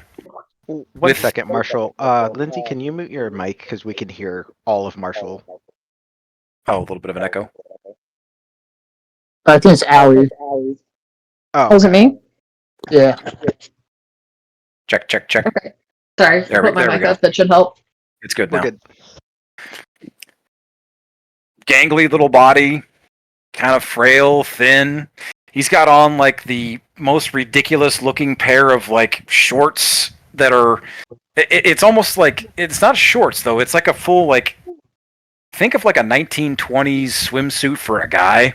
It's completely like out of date, little stripes on it, and he's got these little flip flops on, and he's just kind of like walking past. You hear the flip flop, flip flop, flip flop as he's humming to himself, and he walks by you and looks up at you and, Mr. Iddick, your friends always make such a scene. He kind of like wanders up the stage steps a little bit, humming to himself. And he's like, he has like a little martini glass in his fingers, and he's like drinking it very daintily as he's kind of like, he's almost like dancing a little bit. And he's like kind of like swaying back to back, like side to side, and he kind of like turns around and looks to the whole crowd, and he's like, he's doing this like little pedantic like he's performing for the crowd, but he's doing it in the most like sarcastic manner, like, "Ooh, I'm a dancing clown. Look at me. I'm gonna put myself on display for everybody to see." He just slams back his martini, breaks the glass on the stage, walks over to Maddie, puts his hand on his stomach, and all of a sudden you hear this pop, pop, pop, pop, pop, and poof,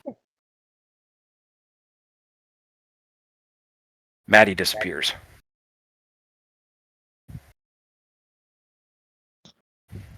Can I tackle Sloan? Oh no, you're still held in place. Oh shit. Okay. That was popping sound, correct? It was very much so popping sound.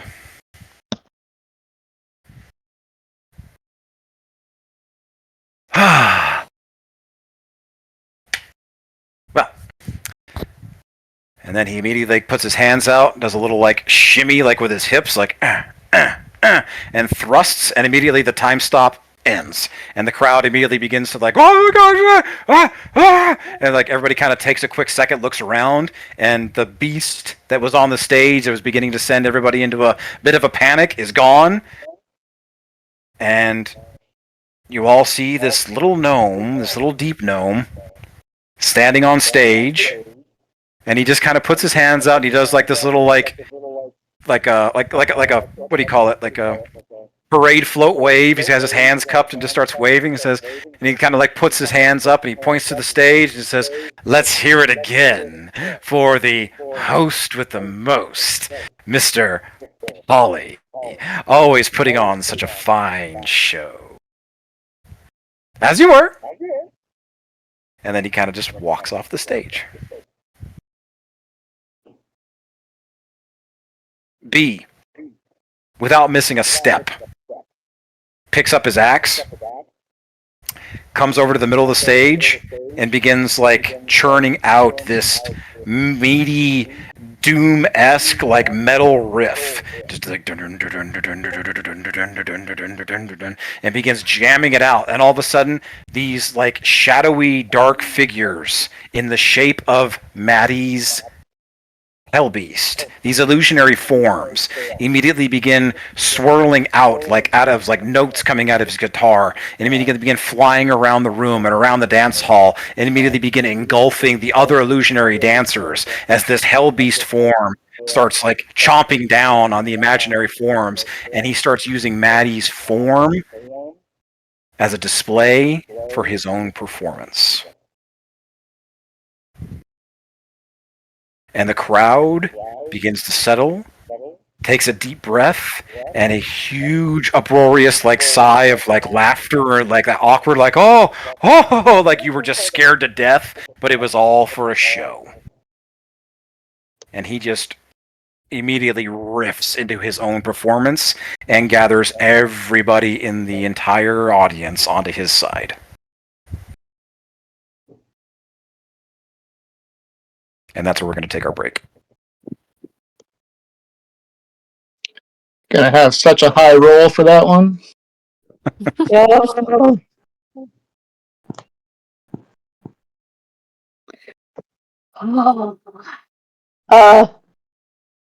So was that his costume performance? I guess I'm talking to be some more. What in the white show was that? What do you want? Oh, Good oh, lord. that was Yeah. Well, I showed off gotta go fast for no reason. I just get to move faster. That's all I get to do. we gotta be quick. When I have to What try to outrun the guy with a 40-foot flying speed, yes.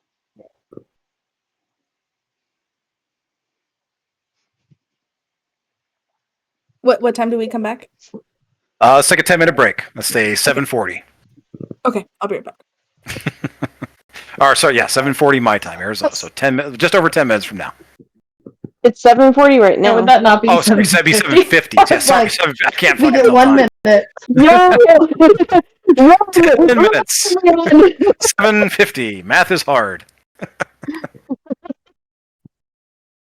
Back in a bit.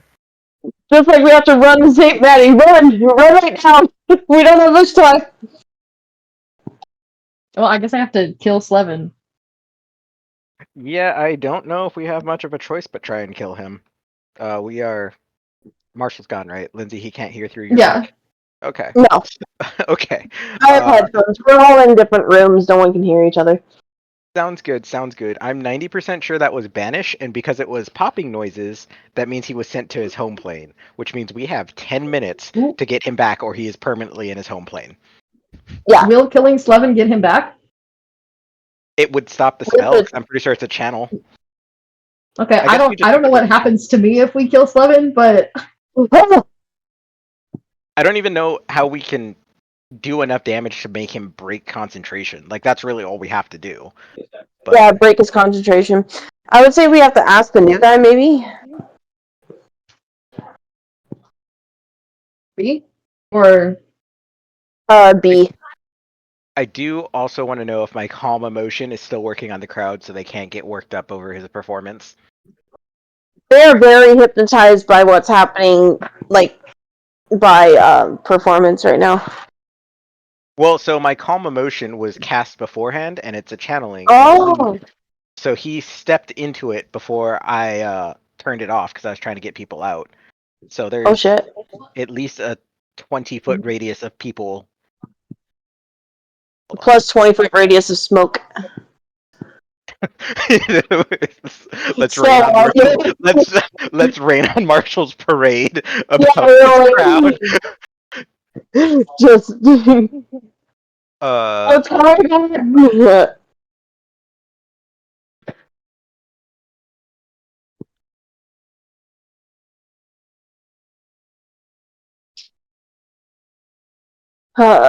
Gonna go grab a drink real quick. should I make myself another drink? I think it calls for. I'm about to do that. I'm like, oh shit.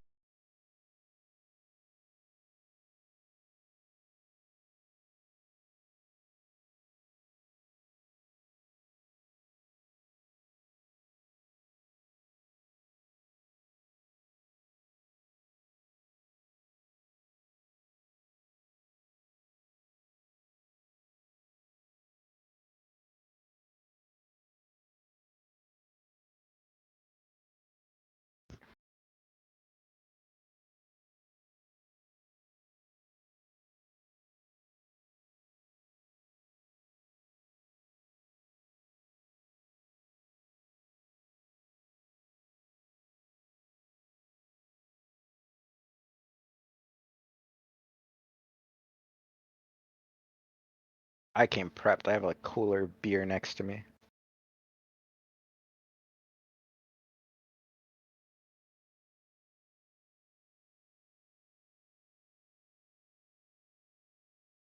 I love that you brought a cooler of beer with you to play D&D.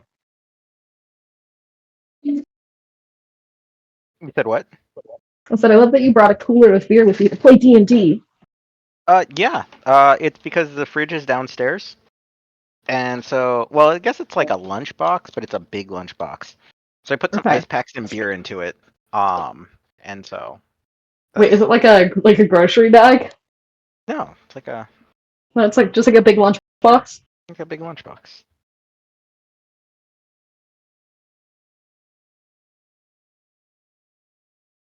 Do. Yeah, just like a big lunchbox. If I can throw it in I the want to chat. make myself another martini, but I don't know if I can handle more tomato gin.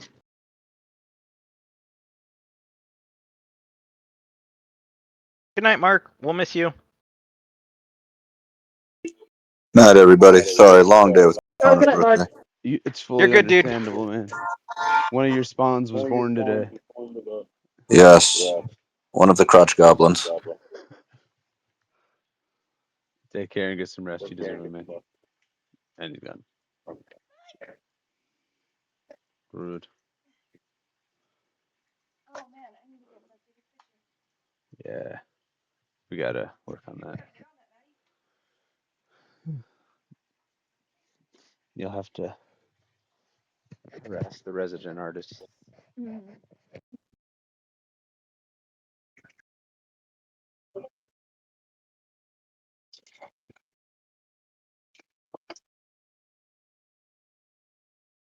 We're not a gin.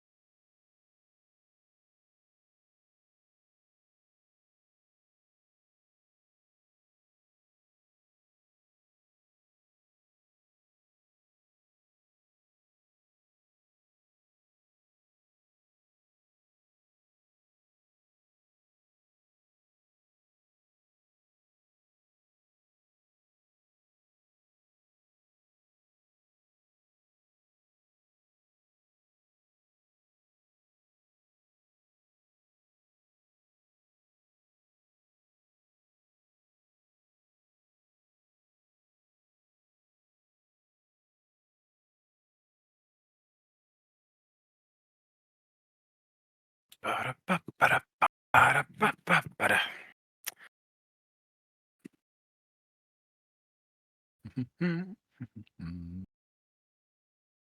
Everybody get up. It's time to slam now. Got a real jam going on. Welcome to the Space Jam. Think By of a the way, reminder. I'm gonna try to Marshall, get the bot Mhm. working. Quinn is kind of petty, and thought she was winning this the competition. So can I have my calm emotions still just keep that group of people calm and indifferent to the target of my choice, which is the guy that will probably beat me in this competition? B? Oh, you know what? Yes, go ahead. Use it, and I'll re-roll one of his d4s. Hey. Okay. Love Yeah, that. it's because I had already used it, and I was like, well, if And the things suddenly crowd is change, covered by fog as well. Will they be able to see? You know what? I'll re-roll 2d4. I'll use your 4. Hey. he's gonna roll better. He rolled pretty good on the first on 2 of these. Four. I'm gonna re-roll his. I'll re-roll his 2 highest ones. So he got 2 4s and a 1. Oh wow! So I'll re-roll the 2 4s, Okay. and I'll roll them on the app. Okay.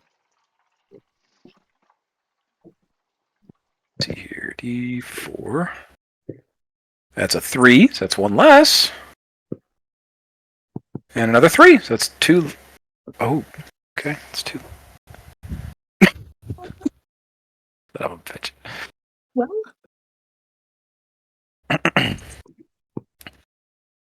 what is that Everybody get up. Imagine, I just imagine this like awesome display that's got like everyone hyped, and there's a group of people just like stone faced, like absolutely no interest, and another group of people who's still panicking in clouds and smoke.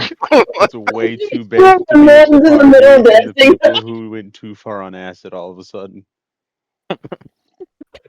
Some people are having a good time, some people are having a bad time. Yeah. And you can't tell who's who. Exactly. Everyone's screaming. And everyone screams for we do not know. Go. Are we made of gingerbread or are we made of house? We scream for we do not know. That. All right. Are we all back? I know Mark's gonna sign off. He's got his boy's birthday and everything tonight, so appreciate him making as much as he did. Happy birthday, Connor. Mm-hmm. Birthday to the boy. Boy. Okay.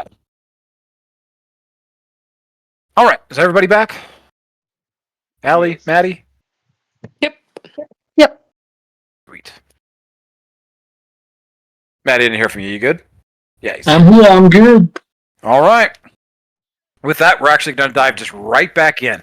Slevin immediately walks off the stage. Not many of you actually know this person, so I'm going to say the only people that actually saw him moving and doing anything would be the people that have met him. So that would be Argus, Drew. Well, technically, I guess, yeah, Monroe, you technically met him. So did Malin. Oh, yeah. Ellie has not met him. Nope. Maddie had. Quinn, you have not.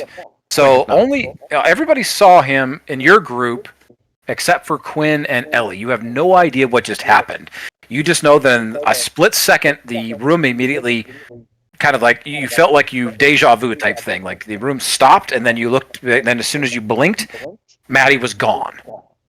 And there's this little deep gnome walking off the stage, and then B immediately comes over and feeling the advantage of the crowd here, doesn't even skip a beat, but he uses the fear and the heightened emotions of the moment with whatever just took place here and feeds into it with his own performance as he begins strumming out this deep doom-like metal riff, and these illusionary demons and monsters start forming in this magic that comes out of his guitar, and his own illusionary dancers start overtaking the more sexy illusionary dancers that are here in the dance hall, and his own shadows take these forms like Maddie's Hellbeast form, and they begin devouring and attacking and clawing and you have this awkward. There's a little bit of a. Sorry, guys. There's a little bit of a feedback on my. Is. Check. There it goes. There's so the. These demons and devils, like these forms that look like Maddie, immediately begin devouring all of these illusionary dancers, and he uses it as a display, as an advantage for his performance.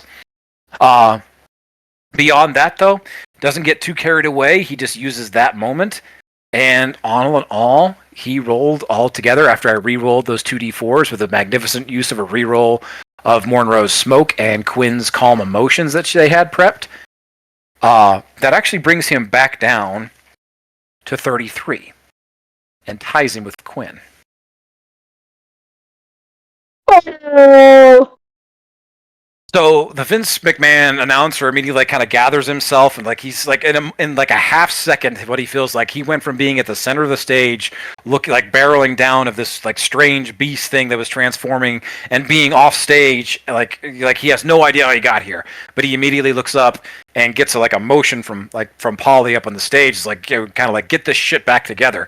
And he immediately runs back on stage and, starts gathering the crowd back up, and Amber's like, all right, now that is what I call entertainment. Can I get a few people to come back up on stage here? And he actually motions to Ellie, Quinn, and B to stay on stage. So Ellie and Quinn, he beckons both of you back up. I head up the stage. And so does Ellie. She grabs hold of Quinn's hand. Let's go together. Quinn takes her hand and follows.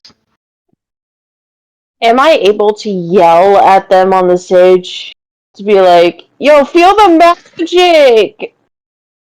It's popping out here! See if that, gets an idea into their heads or something.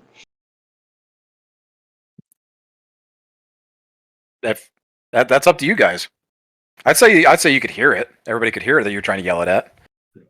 Get the magic? Totally It's popping. popping! The magic's popping!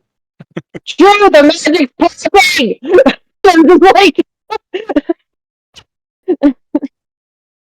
It's totally popping in here. He's right. Actually, before too much happens, can I still see Slevin? Roll me a perception. You're gonna need to beat a 15 Okay. for various reasons that you may or may not notice just yet.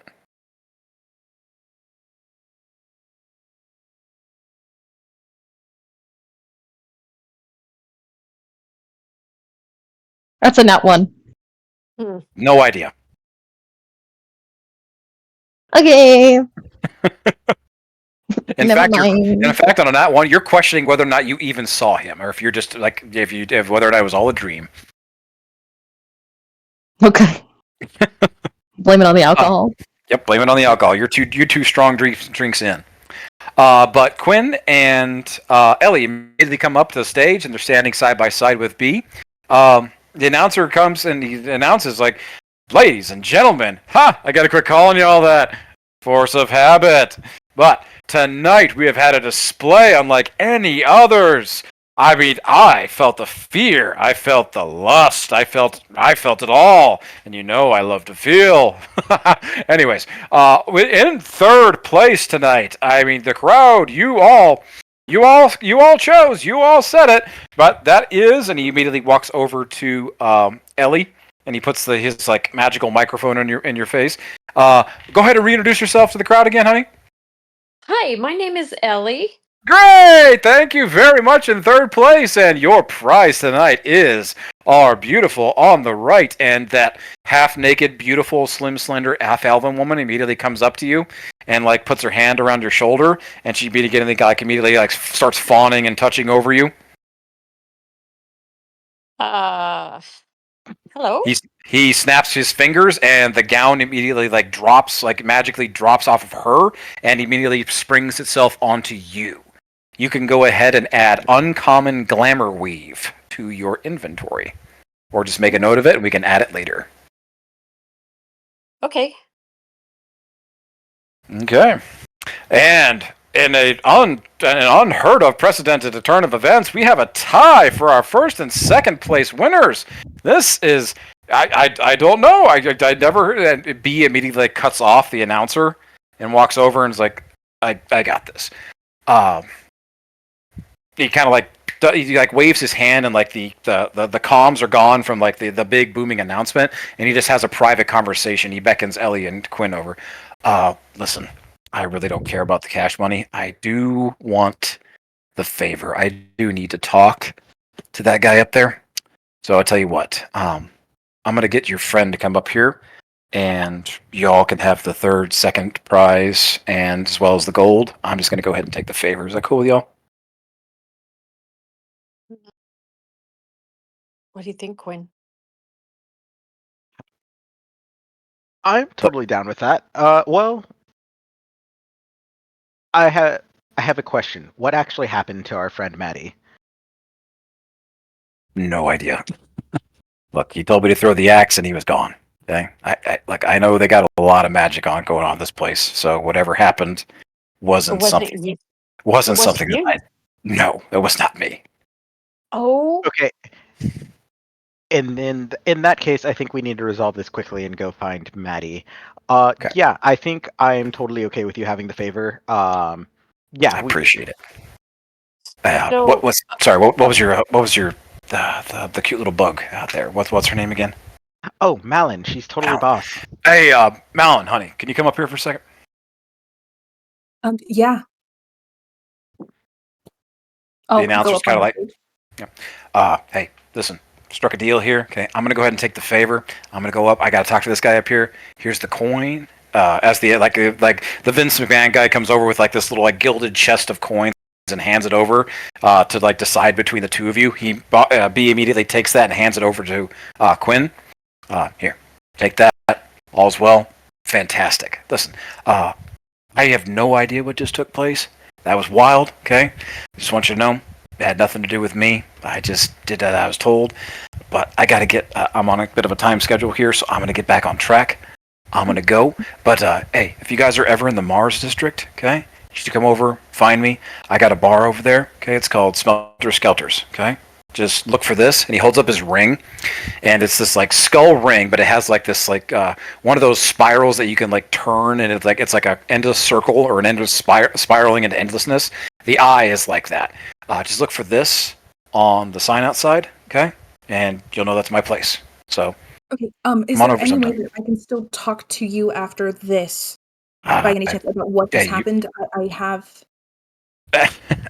yeah, hey, you catch me with my group, or you catch me away from here before I take off. You bet, okay? But I'm gonna go. Thanks, love you. Great to meet you. Peace.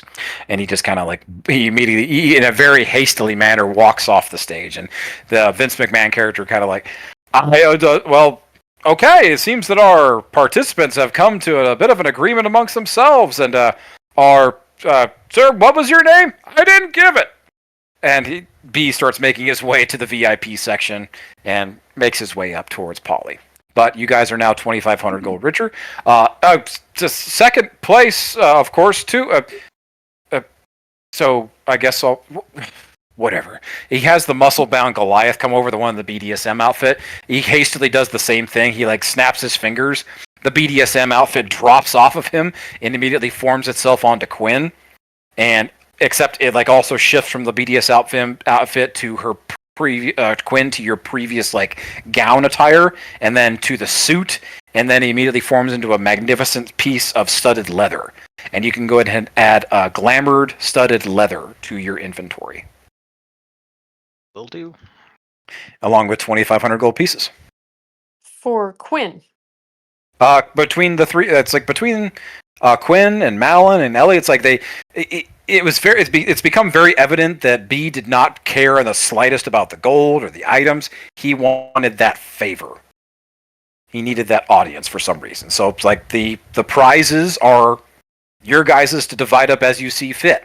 But the Vince McMahon announcer is quickly becoming annoyed with the situation because he's kind of lost control of everything, and the crowd's kind of like confused as to like what the hell's going on. So the announcer immediately kind of like catches himself like, back to the music, back to the festivities, back to the debauchery. Thank you again to our host, the host with the most, the magnificent, the wonderful Lord Polly D. Samedi, Rex.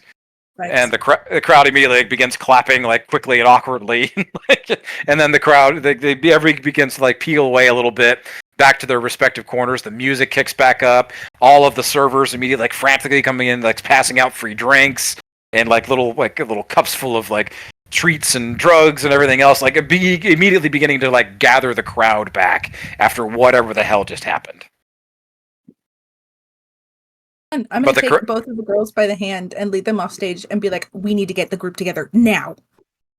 Malin, what? Who was that? What happened? How can I help? It's like, how do we get Maddie out of this? Okay, we My need to get paw everybody drops together. and I run towards you group and like, guys. I think I saw something. I think I did. Did you see him? I recognize that. Who? I hate that guy. I hate him so much. Where is Drew? We need to find everybody, get everybody together so that we can talk about what we're going to do Yeah, next. where the hell is Drew? I'm walking up. Quickly. Power walk. Drew. Power walking. Drew, you Or know what would be great when Or anyone. Where's everyone with the group? I Okay. think everyone except Maddie was in this general area. Mhm. I have no I spells need that to are see useful together, right now. everybody together.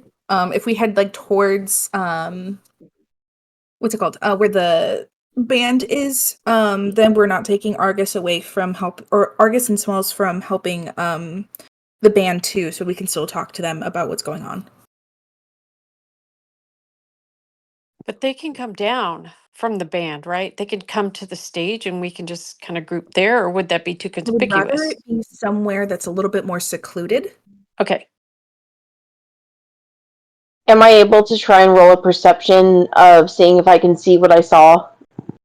That I thought I saw as well. I never got to roll yet. As I say, what did I don't follow? What did you think you saw? Oh, you're talking about seeing Slevin? Yeah. Yeah, you would have recognized him. So yeah, if you're trying to clock him, go ahead. You needed to beat a 15. Perception, right? Yeah. Okay. Technically, because it's actually like you would need to have rolled a 15 and the minute he came off the stage, you're going to need to roll at a disadvantage this time because you're trying to clock him in this crowd of people now. Disadvantage 19. 19 with a disadvantage? Yeah. Nice. The other one was a 21. Oof. Okay. Beautiful. Okay, we're gonna come back to that. I will hang on, just hold on to that.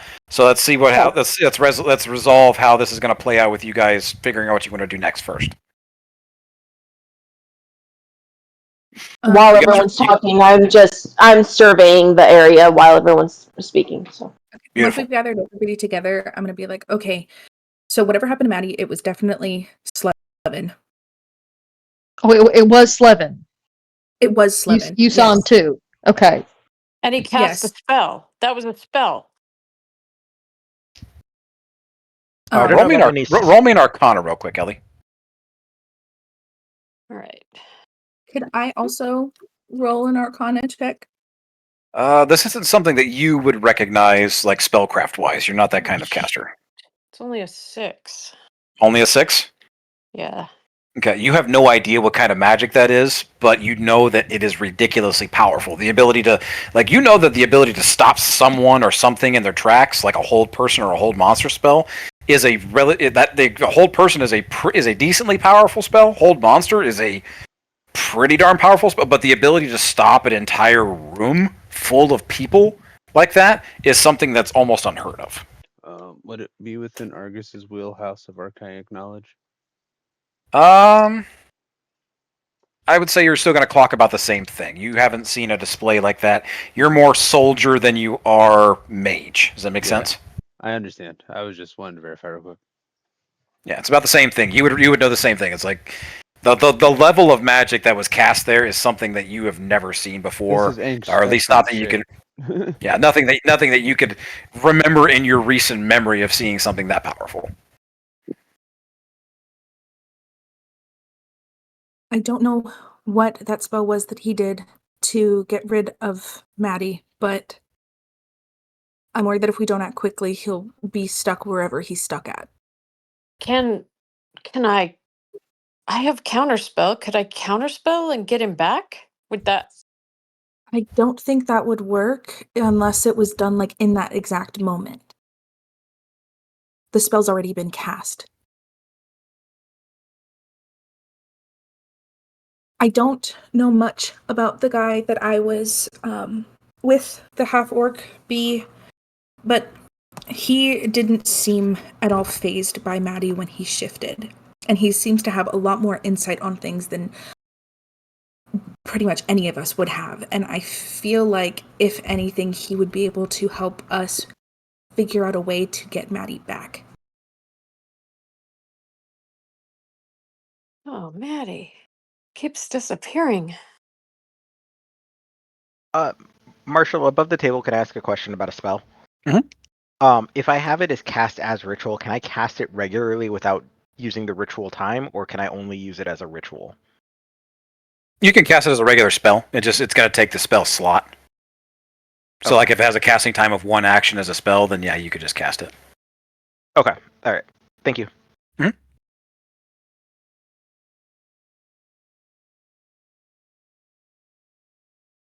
The band winds down. You hear a little bit of like, okay, we're going to take a quick break, but we will be right back. Thank you all. We love you. Love you, babies.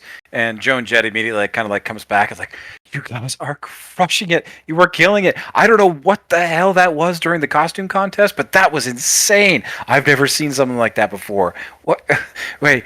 Hey, where's the guy with the wings? He had to step out for a little bit. Oh, okay. No worries. I appreciate it, babies. You guys are crushing it. I mean, I really think we stand an amazing chance at winning this thing. Okay, I love you guys. You guys are seriously amazing. Like hiring you guys. This is the best night of my life. So glad.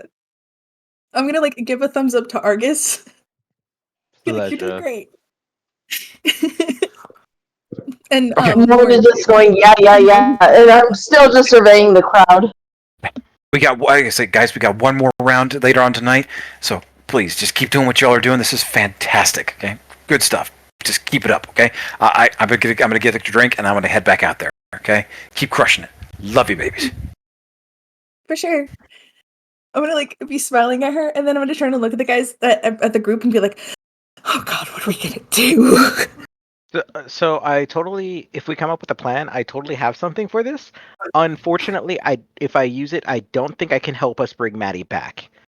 But I have this spell that allows me to talk to my goddess, and it'll tell us if a plan is going to go well, bad, good or bad, or sometimes neither good or bad. So we could probably use this to make a decision on what the best option might be. But after that, I'm kind of tapped out. I used a lot of magic for this competition. Yeah, I think Slevin was probably hoping for that. God, I hate that guy. Who's Okay. Slevin? Can I look for Mal? Ellie just did ask. So roll me your perception real quick, and then Ellie asked who's Slevin. So Ellie, that's kind of a long story, but wait, sorry, what did you want me to roll? Perception? yeah, perception to find Mel. That's another nat one. You can re-roll, can't you? I can. I'm gonna re-roll that. There you go. I forgot. Investigation since it's a specific person? That is true.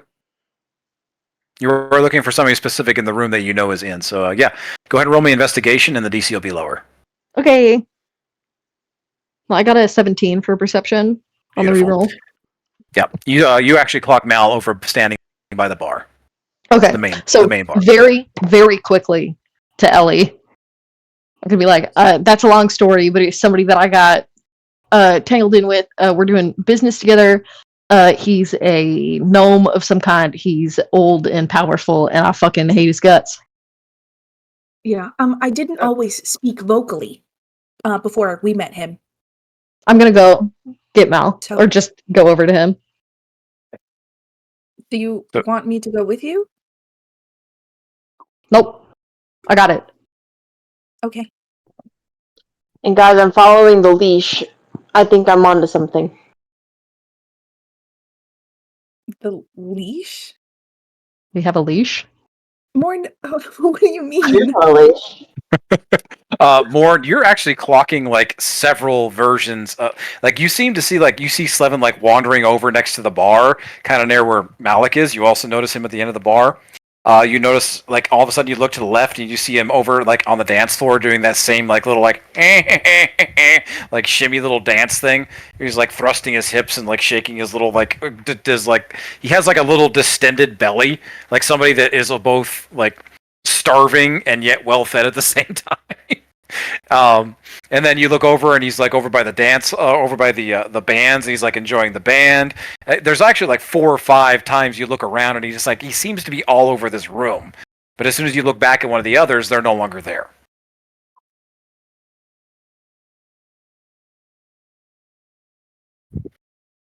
Shoot. But you're noticing that he is static in like 4 or 5 different places. So you feel like if 4 or 5 of you split up and try to go talk to, like you put it together, like maybe like if all 5 of you split up and go talk to one of the versions, one of you is bound to talk to the real one. Should And we he's split belly up? dancing. He's trying to freaking outdance me. I dance my ass off, and he's mimicking me. Should we go find this person? And I mean, you It's see of him. most importance we find this guy. He's the only one that can probably give us an idea of what the fuck is going on here. All right, then So- let's totally find him. Okay, so are we gonna split up? What are we gonna do? Yeah, each one of us should take one of these things. I see a whole bunch, like 5 of them. So, one over there, and I point them out.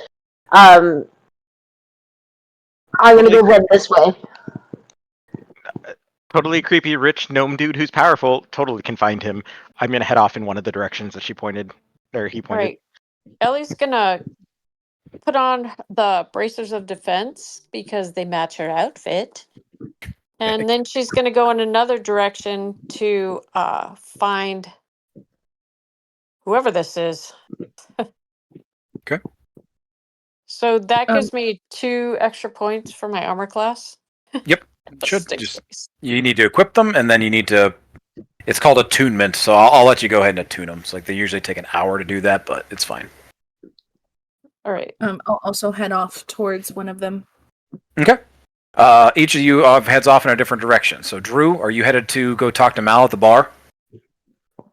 Yeah, but now with what Lauren has learned, it's what I was gonna do is a little pointless, but I don't know that. So Monroe, you also clock that. Like I said, you did clock that one of the Slevins is over by the bar, not too far from. It's like they're pretty much standing just a couple people down from where Malik is.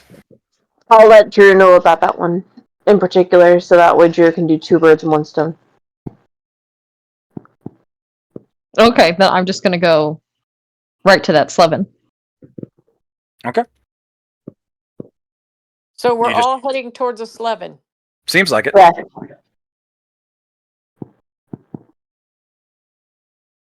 That works. We'll start with Drew. Drew, you walk over to the one next to the bar, right? Yeah. Okay. What do you do? I'm going to grab his shoulder, but using primal savagery. Okay. So let me.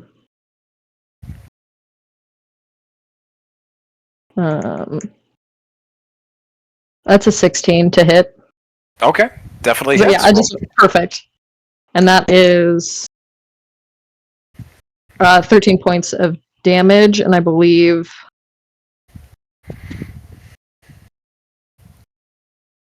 He also takes acid damage with that. Okay. Oh no, that is the acid damage. Okay. Yeah, I think it's just because it's a cantrip, Cool. right? Yes. Okay. What does it look like when you primal savagery Slevin in the back? So, well, because I just want to like grab his shoulder, but my nails will get long and grow claws, and of course I'm grabbing it with my left hand, because that has all 5 fingers. Of course. So, it's my nails are gonna like sink into his shoulder, and I would. His arm probably looks a little nastier, but we're just focusing on the hands right now. So it's just the fingers, just the claws, just digging into his shoulder, like a mom who's mad at their kid. Gotcha. Just a second. All right. As you dig these claws into the shoulder, all of a sudden you hear this say, "Ow! What the fuck?"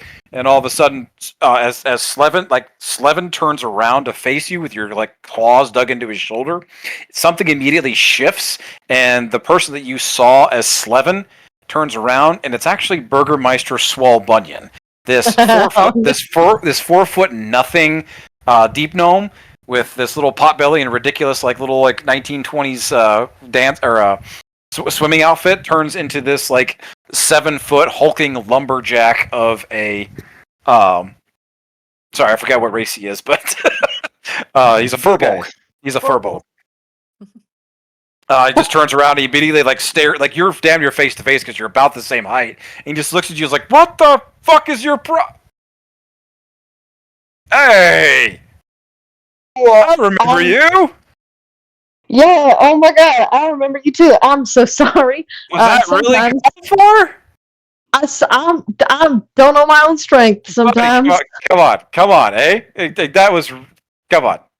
Come here, come on. He reaches out and reaches out to hug you.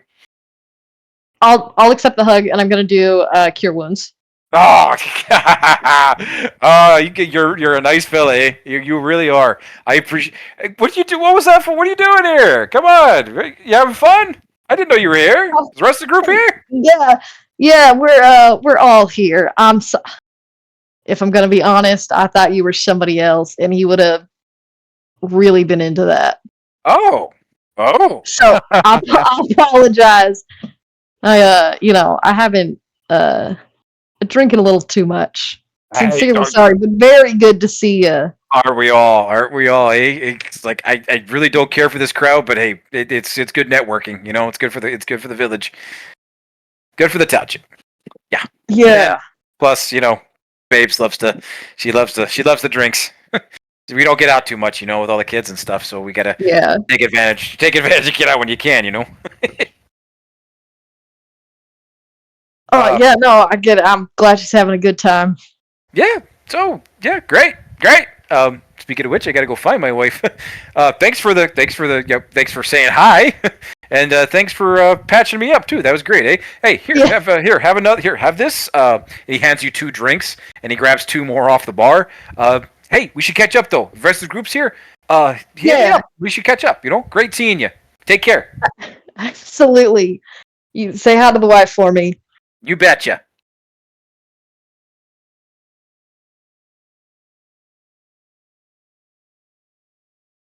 I'm gonna go next. Drew, you just real quick. Drew, you immediately clock that Malik was watching this entire exchange. Yeah, I'm just gonna sit down at the bar and drink one of the drinks. Roll me a Constitution saving throw, and we're gonna shift over to Monroe. Monroe, what are you up to? I see this other Slevin belly dancing like me, and I'm gonna go right up next to him and try and outperformance him and be like, yo! I'm the one with the dances here. If I can outdance you, you gotta give me some freaking answers. The Slevin's immediately just he begins shaking himself a little bit more and shimming. He has his hands up, knuckle to knuckle above his head, and doing this weird belly roll type thing. And he just kind of gives you all right, bring it on. I'm gonna roll his performance just a second. god, I don't think he has very good performance. This will be fun. Alright. Oh, not too bad. 16. 23. Oof. You immediately like get this like they begins like circling up like this weird little dance off. 15 for Constitution. Okay, and like it doesn't take long. You immediately like outdance the Slevin, and it's like the crowd is immediately on your side. It's like that scene from White Chicks where you're like one side is the other, and you're like battling it out for like 2 or 3 turns. But yeah, it doesn't take you long, and you just immediately like stomp his ass, dance wise into the floor. And I start laughing and go, yeah, talk! And all of a sudden I'm gonna headbutt him with a ram. Roll me an attack. Shoot. I do have an inspiration. Can I reroll that one? Sure. Absolutely. How about a nat 20 for a 20 26? definitely fucking hits. Holy shit. For a 10. 10? You double that to 20, right? It was Because you already roll- double because it's a 2d6 plus 6. Yeah, so- we roll it on the app and then we double it again. Whatever you Okay. rolled. We Oh double yeah, it. so it's a 20. Yep. 20. Bam! You headbutt and you get this like all of a sudden as you like headbutt him, it begins like sliding back on the ground, and a little top hat immediately pops off of his head, and you look down and it's V the Ringmaster.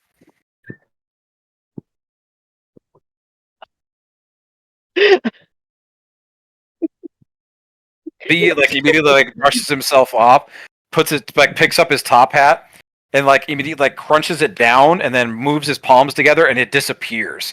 And then he levels his head, and he comes charging at you, ram style, like you have just challenged him. And we'll roll this. 21. Does that hit? I'm assuming that hits. Yeah, 16 armor class. This is just flat damage. Crap, where'd it go? For his, this is just a crap. Where's it at? The ram, yeah, 1d6. He doesn't have any strength. He hits you back for 1 damage. Shit, going on, yo! Wait! What? I thought we were gonna go. Yo, you're supposed to be Slevin. Who? This gnome guy. You're the one Do gnome. I look like a fucking gnome? Are we gonna go? Or are we gonna go? You're not a fucking gnome. I just where the fuck did the gnome go? Oh, He starts like moving, like he like brushes his left foot back like a bull that's about to charge. shit! No, dude! I'm trying to find a gnome! Where the fuck's the gnome? No! But I'm gonna yell out like, You're cutting out real bad, babe. I'm gonna yell, go, gnome! Gnome! Where the fuck is the gnome? Roll me a persuasion check. Oh god.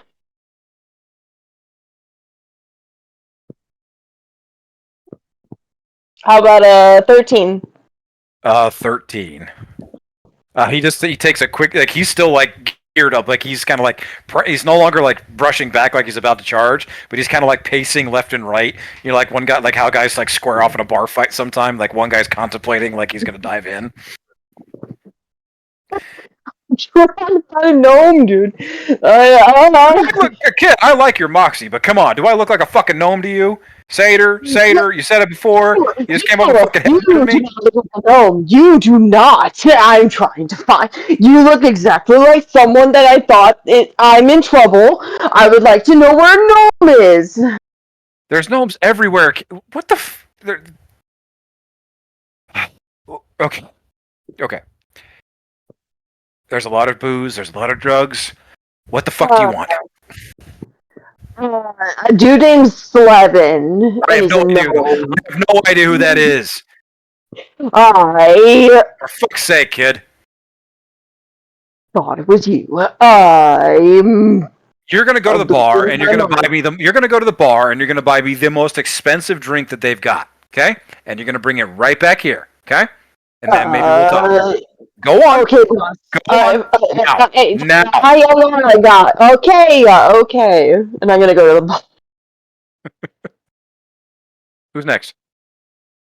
Ellie wants to go. Okay. So she walks over in the direction that was pointed and sees someone who looks like Slevin. You don't know, but keep in mind, guys, above the table, you're not seeing what's happening to everybody else. No. Okay.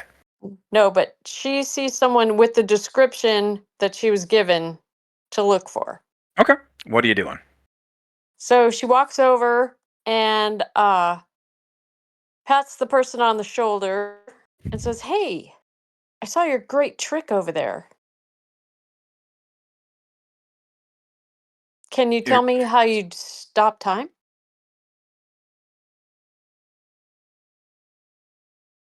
Honey, if you're hitting on me, you are barking up the wrong tree. I'm not hitting on you. I'm just impressed. What do you? You're very cute, but I'm not interested. But your performance was outstanding. Sweetie, I've been sitting here the entire the visage like fades, and the deep gnome that you thought you saw fades, and you see this kind of half elven woman, dark of hair, pale skin. She's got on a kind of a healer's robe, and oh my gosh! I was disillusioned. I thought I saw the person that did that great time, just the whole illusion thing, and I thought that was you, but I see you're not, and you're similar to me. Yeah. But yeah, I'm so sorry. I'm so sorry. I think I'm you should ease up on. embarrassed. I think you should ease up on the booze and the drugs, honey. Yeah, the worst thing is I haven't had any, and I should probably go have something. That makes But- one of us. Oh, okay. Well, you are lovely, and I hope you're having a good time at the party. And I'm so sorry to disturb you. Enjoy the rest of the night, okay? No, I am not having a good time. Yeah, I- you too. Well, can I help you with anything? No, I don't think so. Are you sure? I was here working, and it's not. It's just one of those kind of things that's not really working out the way that you hoped it would. You know what I mean? Yes, I do. I've had so many of those occasions, but I'm a listening ear. I know you don't know me, but I would love to help in any way I could, and I'm so sorry for disturbing you, but maybe I can help you in some way? I don't see how. Like I said, you're cute, but no. Well, thank Look, you you for can- the compliment, but I just I really hate to see people in distress, and I'm sorry I caused your distress, but if there's anything I can do, my name's Ellie, and please just let me know. Rose, nice to meet you, Ellie. Rose. Yeah. Rose. I don't know. It's very evident that she's had a lot to drink. So, Rose, you're a healer. I don't have healing skills, but I've been in a lot of traumatic experiences, so if it has anything to do with that, please know that I have an ear that closes as soon as someone tells me anything. So if you need to talk, I would love to listen. I'm really not involved with this party a lot. I'm just here with a group of friends and don't know anybody here.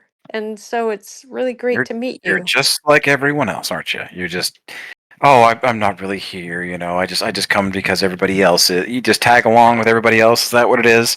You come and you No. drink this asshole's drinks. You take this asshole's drugs. Participate in this little. Oh, let's all worship Polly. Let's all worship this chauvinistic fucking pig. Well, actually, While his I- yeah, let's all do that while he marries while his wife is upstairs giving birth to his not child. And then kicks. You know what? Nope, not my place. You don't need to hear this. You're fine, Well, Ellie. okay.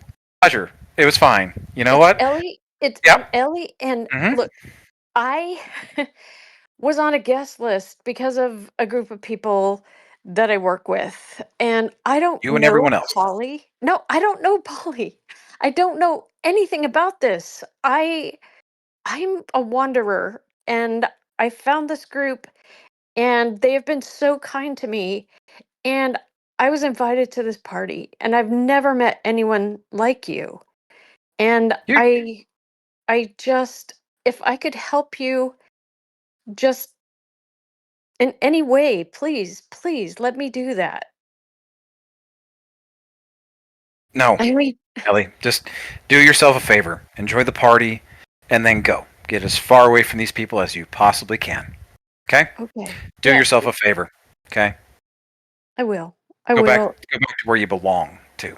Okay?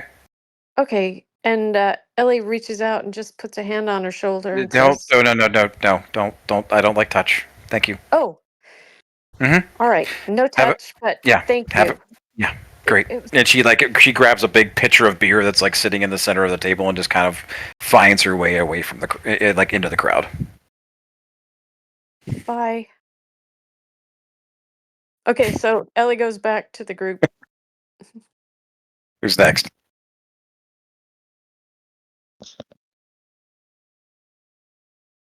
I guess Quinn will go next. Okay. So Quinn's gonna walk in the general direction of the point she was directed to go to. She has a vague idea what he's looking at, so she's looking at all the gnomes, and then she just lets out the most exhausted sigh and goes, "Oh my god, I should have won this competition, but now I just need some powerful rich person to make my problems go away. I heard there's a guy named Slevin that he likes, helping people out. I think he could help me find my friend. Does anybody know where they can find this person?" Roll me. Let's call it persuasion. Oh, that's a terrible stat, but okay. I don't know what else would you use to justify. I don't. I'm have open to anything else. interpretation here. No worries. Let me find my character sheet for persuasion. Ooh. Oh, dirty 20. Dirty 20. Okay. Yeah. You're putting on a bit of a display here. You immediately gather around a whole bunch of people that come up to you and start chatting you up, "Hey, you come here often. Hey," taking you up on your offer for a rich person to help you out.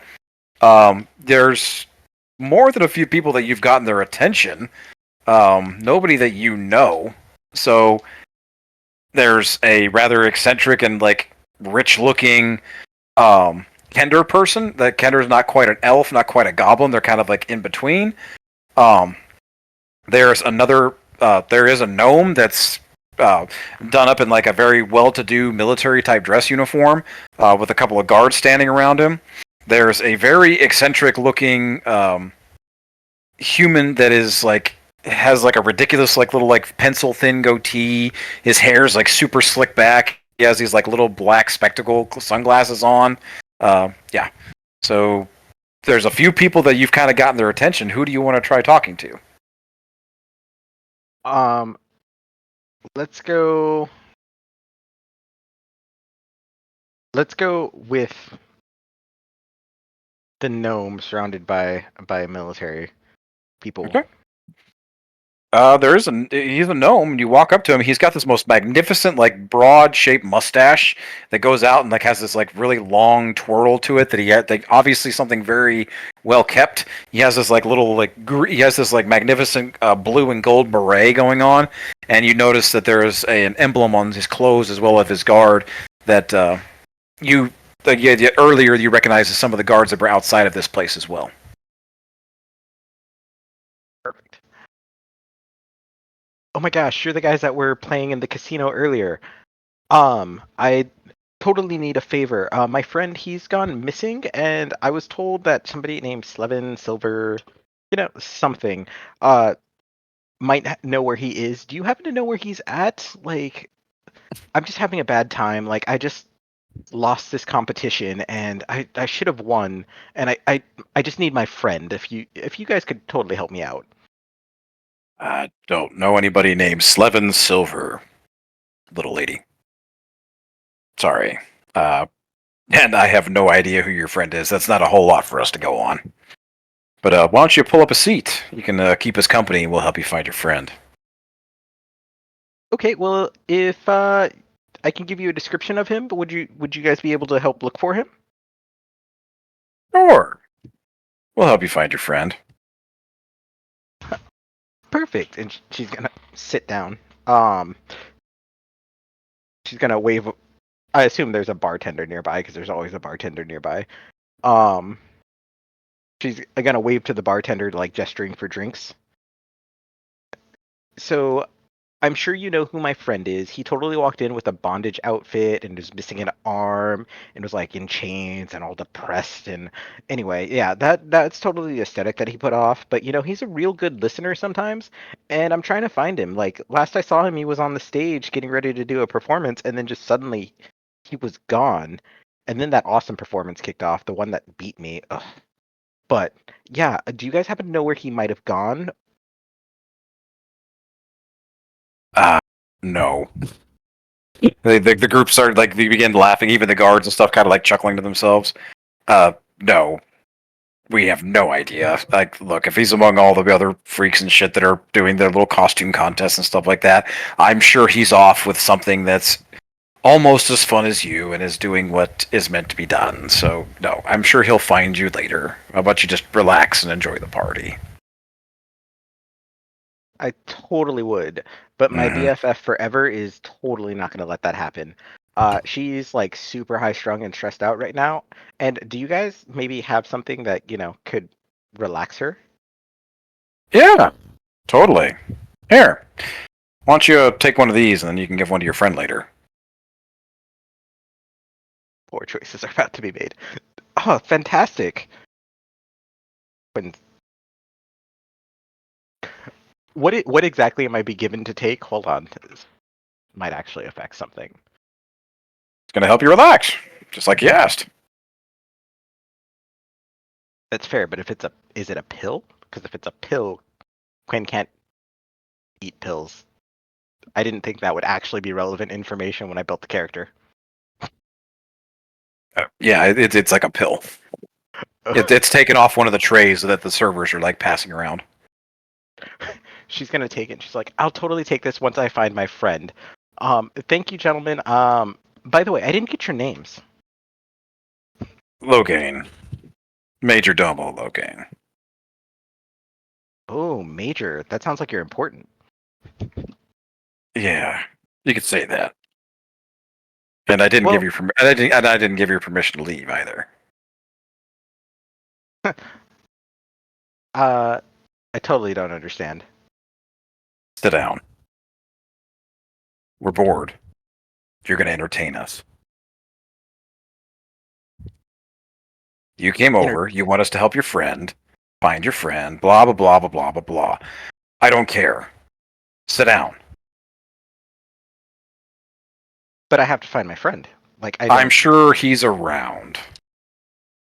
Well, of course he's around. That's why I'm looking for him. Then how about you look for him in this seat? Put your ass in it. You've been staring at my ass this whole time? You pervert.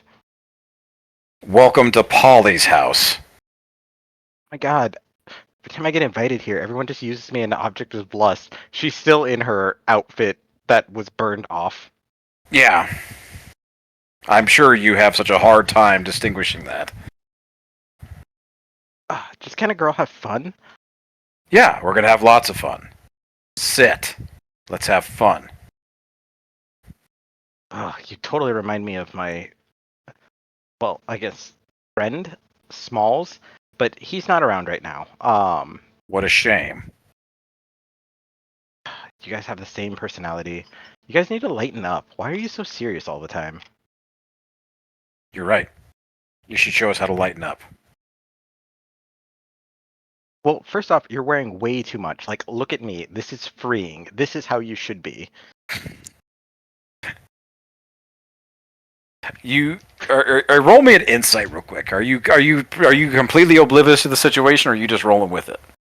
I am rolling with it. 21 for insight. 21? Yeah.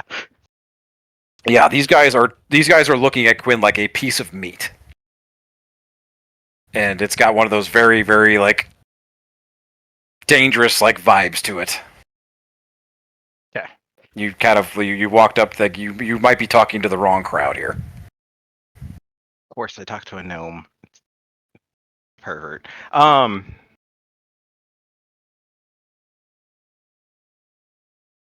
Anyway, I need to talk to my friends. Like, recently I've gotten into this goddess, and like she's super important to us. God, And you she- talk too fucking much. Well, you said you wanted to have a conversation, didn't you? Yeah, and I quickly regret that. Fuck off. Just fuck off. Totally rude. But if you see my friend, let him know. I'm sure I'll find your friends later, and as much as you talk, I'm gonna shut them up too. Just fuck off. Quinn's gonna sashay off, indignant that he just cursed at her. You on that 21 insight, you immediately clocked that this guy like kind of like beckons to a couple of the people that are with him, and as you kind of like sashay off, you notice that there's a few people that are kind of keeping tabs on you as you move away.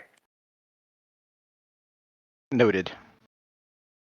Who's next? I think Malon's the last one, right? Yes, sir.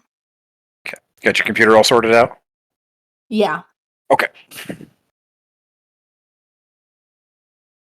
You were go- What's the last direction to go in? I'd say it's actually still kind of like on the middle of the, like not the dance floor, but it's kind of like a position. There's like a set of tables that are positioned at a, not the VIP section, but it's kind of an area that's below it. But there's a group of actually like multiple Slevins sitting around a table, all kind of like talking amongst themselves. But it's Okay. between the bar and the dance hall, so like Monroe kind of has a sight on it. Drew has a sight on it. I'd say even Quinn does it to a certain extent. Okay. I'm gonna go up to the table. Take a very deep breath and go, well, I wasn't expecting to see you here. In a unison of like 5 different voices, you hear like, "Oh, gross! It's the demon spawn." Hello.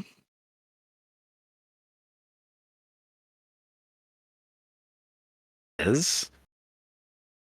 How can we help you? What was that? I said, yes. How can we help you? Can you tell me what you did with the winged one? You mean little Maddie? Yes. Where did you He- send him? He's fine. I Well- would like him back. I'm sure you would. Would you like him back in the state that he was in, going to be in, or the state that he's going to be in later? What does that mean? I hate that I have to spell it out for your kind all the time. Listen, your friend, Matty, what was he going to do? What was about to happen? Are you really this thick? No, I know that he was going to attack. There you go. So it sounds like you should be thanking me. Shouldn't you, little spawn? Keep in mind, these are still 5 voices talking to you at once. Thank you for stopping him from attacking. You should thank each one of us. That'll be fun.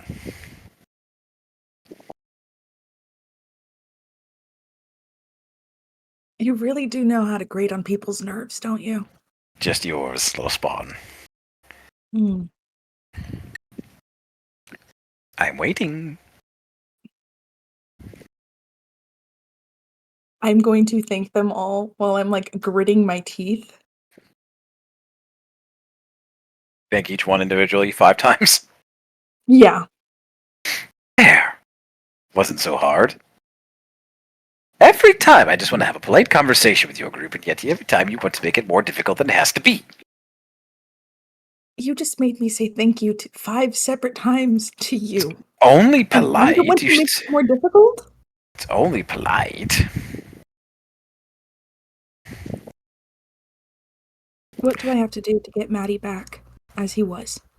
Oh, let's see here.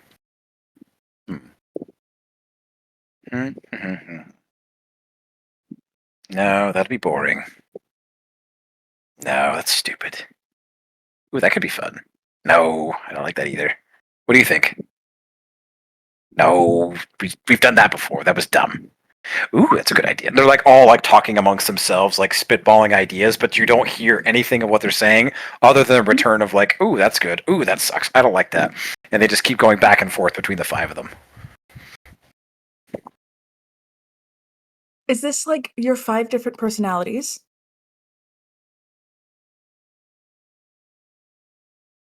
Going on right now? Or is it just because people hate you so much that you can't be around anybody else other than yourself? 5 different personalities. That's rude. Are you so misunderstanding of like mental illness that you have to just assume that I'm a nutcase, a mental split personality disorder? Which I don't think they even call it that anymore. I think they kind of changed it to something else, like cognitive dissociation disorder or something like that. That is rude. That's very ignorant of you, Malin, or Obby, or whatever the fuck you call yourself now. It's Malin. Is it? Because it seems like It you're is. the one with cognitive dissociation disorder. I chose my name. It is Malin. Your friend will be fine, I'm sure. He'll return to you as he once was after he calms down. Go back to the party. Enjoy yourselves.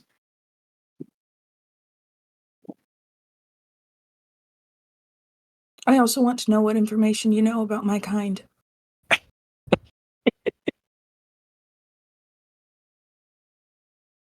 That's such a broad question. I was recently called Ascended, and I would like to know what that means. Ew. Gross. And I don't think anybody else that I've spoken to would know. Or at least would be willing to speak to me. Oh, so you think... Why? Why do you... You seem so hell-bent on yourself, your little missions. Like, you know yourself. I'm Obby. I'm Malin. I'm choosing my own way. What does it matter? Why do you care? Stop worrying about what everybody else wants so much, or thinks so much.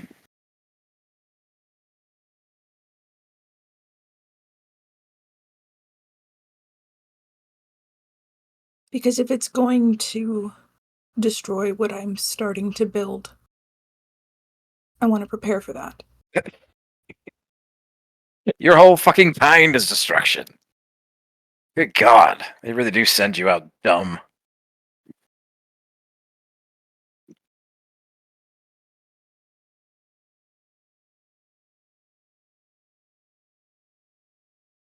I don't...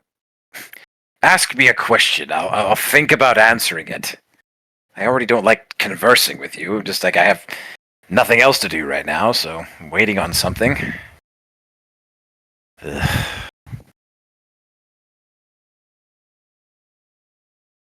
The bugs. She's going to make a face when she says that. Bugs that I fought back at the hive. Where did they originate from? Where did you originate from? Are we the same? Are you?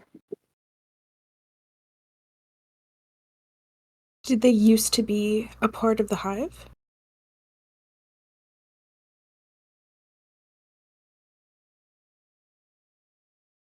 If I tell you yes, will you go away?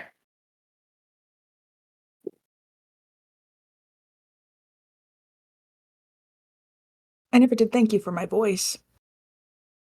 Now there's a little gratitude. There's some semblance of civility. Was that so hard?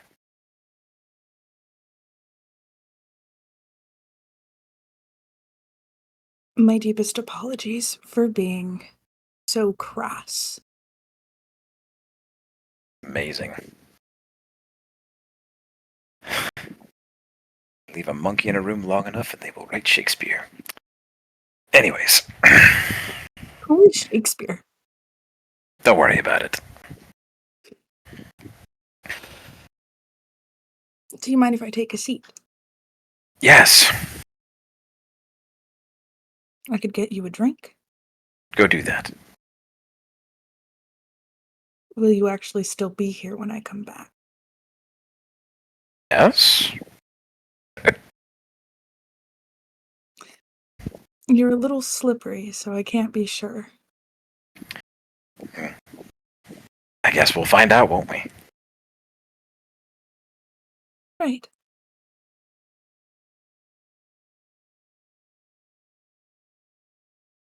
I'll be back. And I'm gonna go get a drink. As soon as you, turn and, look, you take one last look back, there is a group of, there's a dwarf, there's a few elves, there's a couple of humans, there's a group of, 7 or 8 people just standing around a table, looking at you with the most dumbfounded look on their face that you can possibly imagine.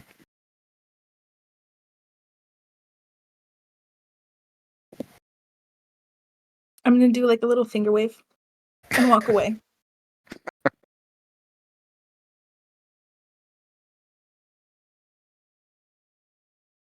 I am gonna go get a drink though.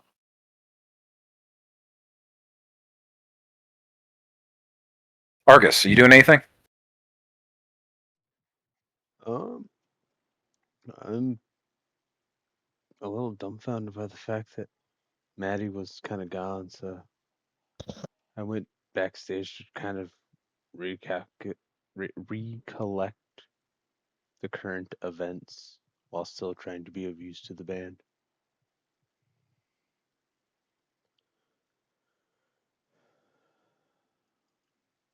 Since I do not have a idea of the magic origin. Is there anything anybody wants to do before we kind of start wrapping up this section here? And I move on to something else. Ellie wants to find everybody like Quinn and Malin and Rue I'd say- and everyone who went looking for their Slevin so she can give her account. I'd say you start noticing everybody's kind of congregating towards the bar area. You see that Drew's over there already. Mornrow's making his way over to buy a drink. Malin's making her way over to buy a drink as well. Quinn, you broke away. I'd say you start headed that direction. So, yeah, I'd say you start clocking. Everybody starts heading towards the bar. So Ellie wants to sit up at the bar and ask the bartender if they have breakfast beer. You an awkward look and just slides you into one of those martinis that are just kind of going around everywhere. Instead of a martini, can I just have a dark beer? Looks around and nods, and grabs a dark lager that's kind of tapped underneath the bar, slides it over to you. Anything else? Conversations before we move on to the next thing? You guys want to think about it?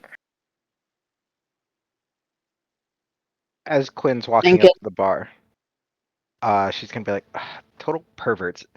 Just because I did want to show a little skin doesn't mean everybody thinks I'm a piece of meat. Anyway, they didn't have enough money to be interesting anyway."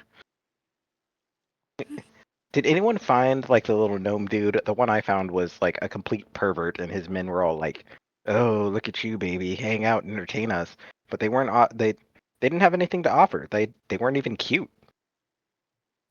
Well, the gal I ran into said her name was Rose, and she was a healer. She was a half elf. Quinn's gonna sit right next to Ellie, be like, "Oh, Rose is a pretty name." I thought so too. I tried to tell her that, but she was really distraught, and I couldn't do anything to help her. Drew, Malin, Mornroe, then you guys definitely you could recognize the name Rose back with the time when you guys were on the ship and stuff, the time that she spent with Chiron. What direction was she in? Well, I went towards the back and she exited my left and was just really distraught and said something about someone giving birth to a baby that wasn't someone Rex, but the She's baby giving birth to her baby now? it wasn't Today? it said it Well, that wasn't doesn't his she said it wasn't his wife. So I have no Oh, idea what well, that means. no, it's his wife. I don't think it's his baby. Oh. But Yeah, she didn't well, like me much. yeah, she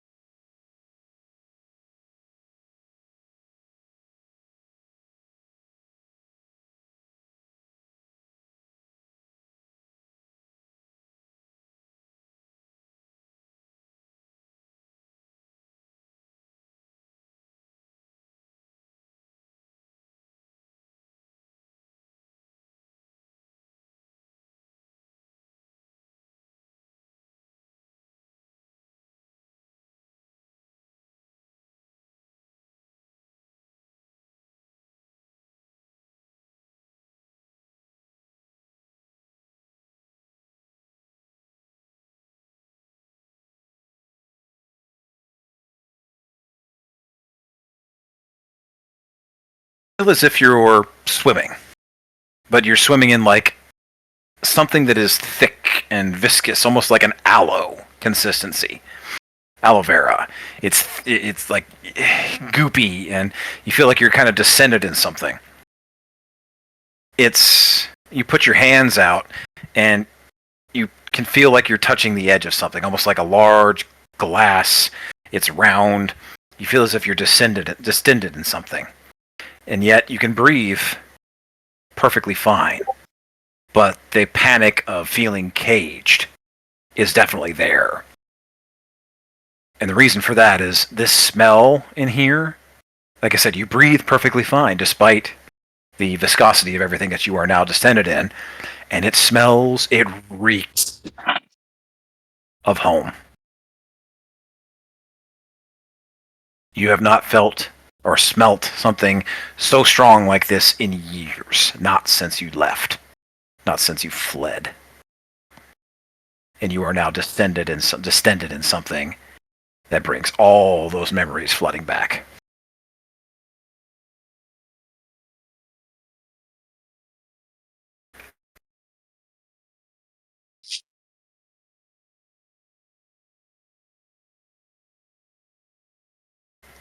do you want to do? Am I able to actually see anything, or is it just what I feel? It's like being able to see underwater. Like it's foggy. Like I said, this whatever you're in is thick. Like it's in your eyes, but it's not burning. It's just something that is keeping you kind of suspended in place, but you have some movement. Am I in my transformation form? Can't quite tell, but you definitely feel as if you have your own mind. You're not looking. It's not like the outer body experience like you had last time. Okay. I'm just trying to almost like swim then, I guess, or if I can fly, I'm gonna use my wings to try and just get out of whatever I'm in, whatever way I think is like up. Okay. You go up and you just hit a very hard ceiling, just like, and then immediately like you begin to drift back down to where you were. But you put your hands out and you can kind of like, it's cold to the tips of your fingers. Whatever you're descended in is warm. Like I said, it reeks of home, and it has that hot, fiery essence to it. But you can move a little bit. You want to try and lash out? I'll try and reach out instead of like clawing or anything like that. See if I can touch something that could be in front of me, or if I'm in like a cage or something like that. Okay. You put your hands out, begin feeling around. It is perfectly smooth and is perfectly rounded. And you begin feeling all around yourself and kind of like back behind. You got about like 2 or 3 feet of clearance like all around you. So it's like you're in something. You're distended in something. But it feels as if you're like in a jar, maybe. Do I recognize it from when I was like younger? Not from where you're currently at. Like I said, you can't see anything. It's like you're looking through a haze. It's that thick. It's like imagine you are completely distended in like aloe vera, looking through aloe vera. Yeah, I think I'm gonna try really hard to just like break in front of me. Then if I feel something smooth and whatever else, I'm gonna try and break it. Okay, roll me damage. You can hit it no matter what. Which damage should I use though? Human or transformation? Well, you can use your human. Okay. To be fair. And that is going to be 12 damage on an unarmed strike. Beautiful. Bam! You reach your hand out. It's almost like you're trying to do that 1-inch punch thing from Kill Bill. You have your fingertips on the edge of whatever this thing is, and then bam, you hit it. And nothing. But you feel a little like you can almost like through the aloe, you can hear it. It's like something's cracking. I'll do it again. Bam! Crack again.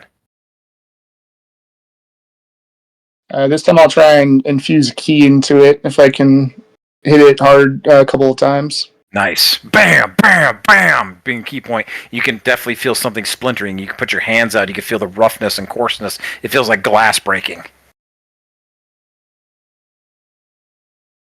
Did it actually break, or is it still cracking? Starting to crack. I'll use another key point then. Bam! It starts to ooze out a little bit. You can almost like put your finger through a hole. Need another good one. I'll use another key point. Yeah! The glass begins to shatter, and all of a sudden you come washing out. Just this glass and this thick, viscous liquid, and all of a sudden that smell begins to immediately dissipate. And you're instead met with a smell that is like your nose at this, like, in the instant you hit the ground here, it smells like almost like hospital-like clean. That smell of cleaner and disinfectant. And then you look around, you get your hand, like you wipe the viscous liquid or whatever this is away from your eyes, and you find yourself in an incredibly clean and sophisticated room that's cold and dimly lit by these little magical blue lights hovering over these little sconces on the wall, gently, glowing gently against the wall. And the floor has a crazy sheen to it, almost like you're standing on glass. And you look around, begin sloughing all of this off on yourself, and you look at your hands, your hand, and you're back in your your normal form. You are no longer in your beast form. And you take note that as you look around, there are several more of these, whatever you just broke out of, it's like this giant jar. And there are several more of these things lined along the wall between the one that you just broke out of.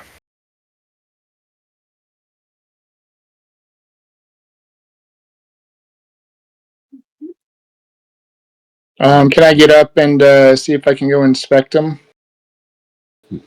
Sure. Dropping a bit of art. Ooh.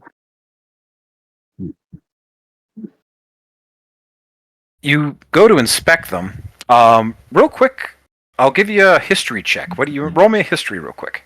Actually, here's what we're gonna do. Roll me your investigation because you're gonna check these out first. Okay. Roll me either an investigation, perception, your choice. What do you? It depends on what you're trying to do here. For sure, third choice, I'd do perception because my investigation sucks. Okay. But it doesn't matter. I got a 6 on that. Do you have anything that you can? You still have your fancy clothes, right? I do actually use my inspiration since I never used that from the thing Okay. before, so I'll do that. 16. Ooh, much better. You look around and there's like that smell, that ridiculously clean smell, but it's also mixed in with something much, much older, much more, not rotted, but in the sense of like, it's just really, really old. That dusty, musty smell. And you look around, there's tables around with these various vellums and books and librums. They just reek of old age, like really, really old. A couple of them you go over and you touch, and a couple of the pages begin to crumble at your touch. Which is even more odd, given, as I said, the degree of sophistication in this room. Even without being a spellcaster or anything like that, you recognize magic when you see it. There's magic at work here, but there's nothing here that you could even hope to understand. You're no wizard, Harry. But it feels like you've seen stuff like this before. Roll me a history check. And you can do this one at advantage.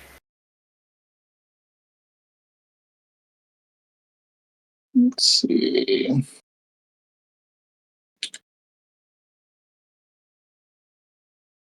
Uh, 21. Beautiful. One hand, you've seen setups like this before. In fact, you've seen dozens of setups kind of like this before. Nothing quite this sophisticated, but your father had dozens of similar setups like this. But like I said, nothing in your memory comes even remotely close to what this is. But also in your more recent memories, you remember you've seen a similar setup like this before back in Opus Day.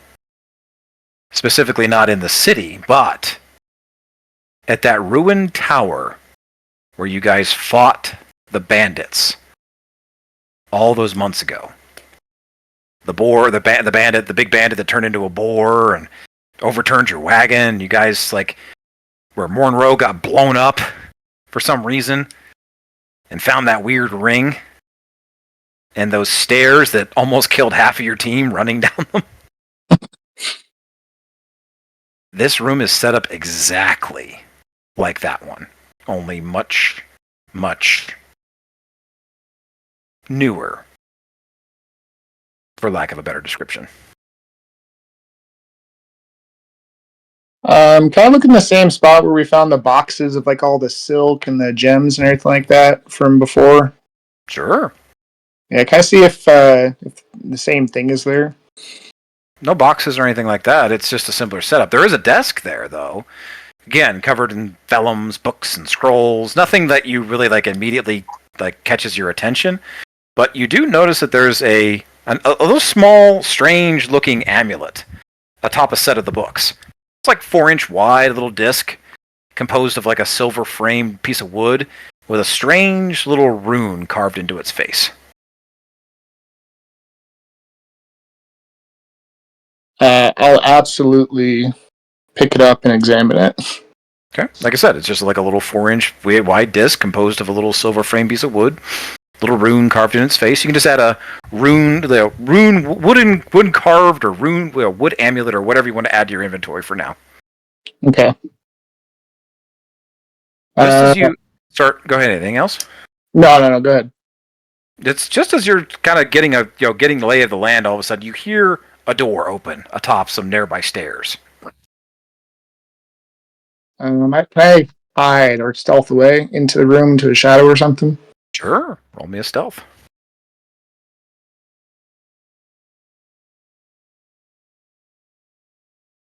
Um, 24. 24, not too shabby. You immediately duck behind. It's one of the vats in the far corner of the room, but there's a set of tables that are also kind of like shoved up against the wall. There's enough of a space back there that you can kind of like dive behind the tables and up against the wall. Your back's to a corner, but it's like this isn't a massive room by any means. But it's the best place for you to get out of clear line of sight from where you are in the center of the room right now.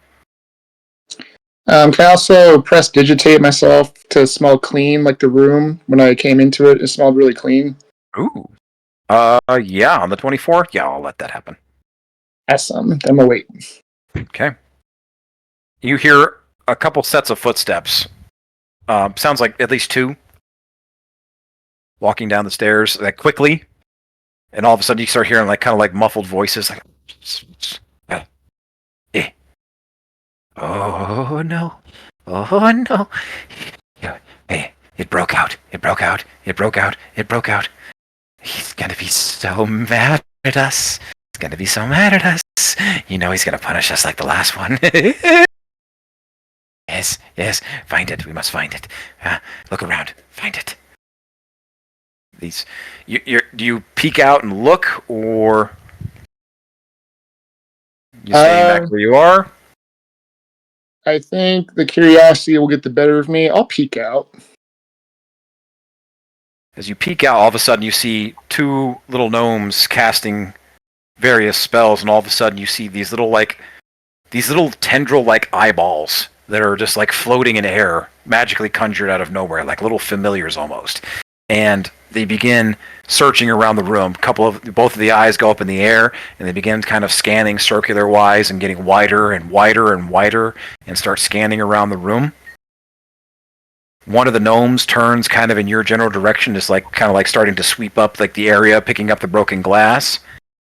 You immediately recognize the face of Slevin. But it's much older, much more haggard, nasty, matted beard, little servant's clothes. But it's Slevin's face. I hate that guy.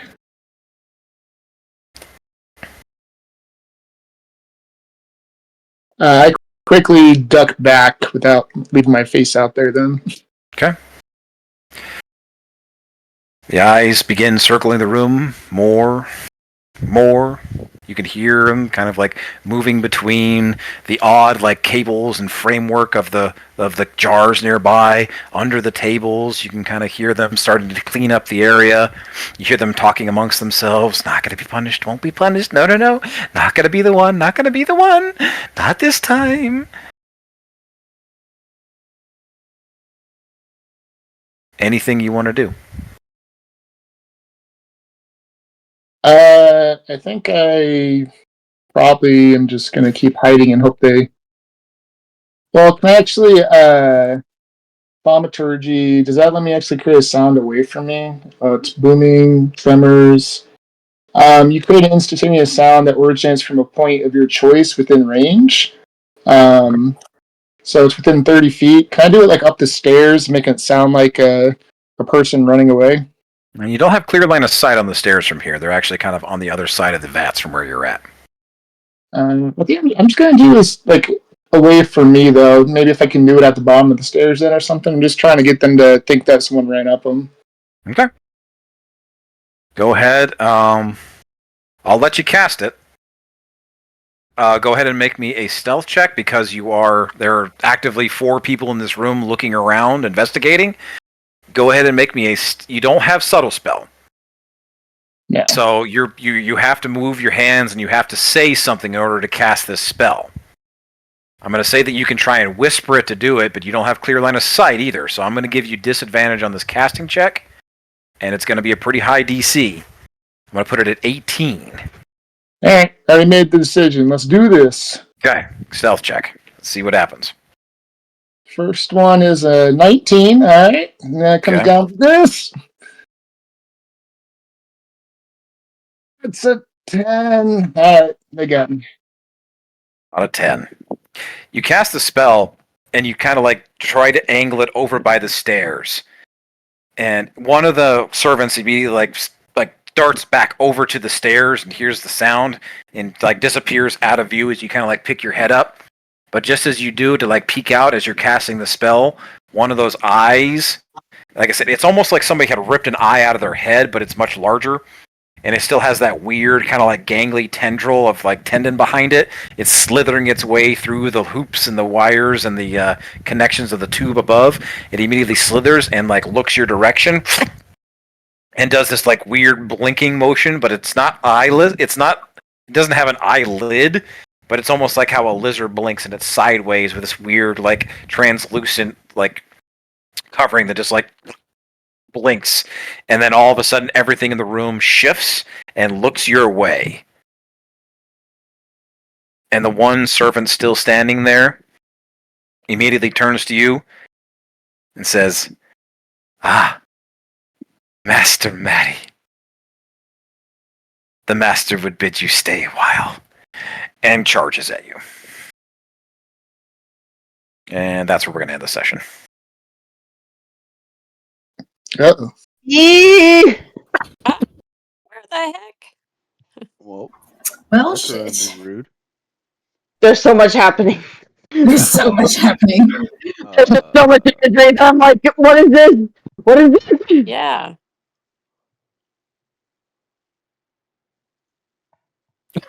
Well then. There was a lot to get through right there. I'm sorry, everybody. Oh. No. Apologies good. needed. All these ideas for me. I'm like, what's happening? What's happening? Sheesh. How many times did we see Slevin in this episode? Jeez. Can't wait to Slevin kill that and- guy. How many times have you seen Frog in this entire campaign? That's what I'm wondering. You saw him more in this episode than you have Yeah, any time and who's- else. I'm Yeah. sorry. Whose fault is it that we're even dealing with Slevin? I see, look, as a player, I see it a lot of times. Y'all either flirting with it or trying to escape it. I don't understand what y'all do with this guy. Sheesh. He has things I want and he can be manipulated. I guess.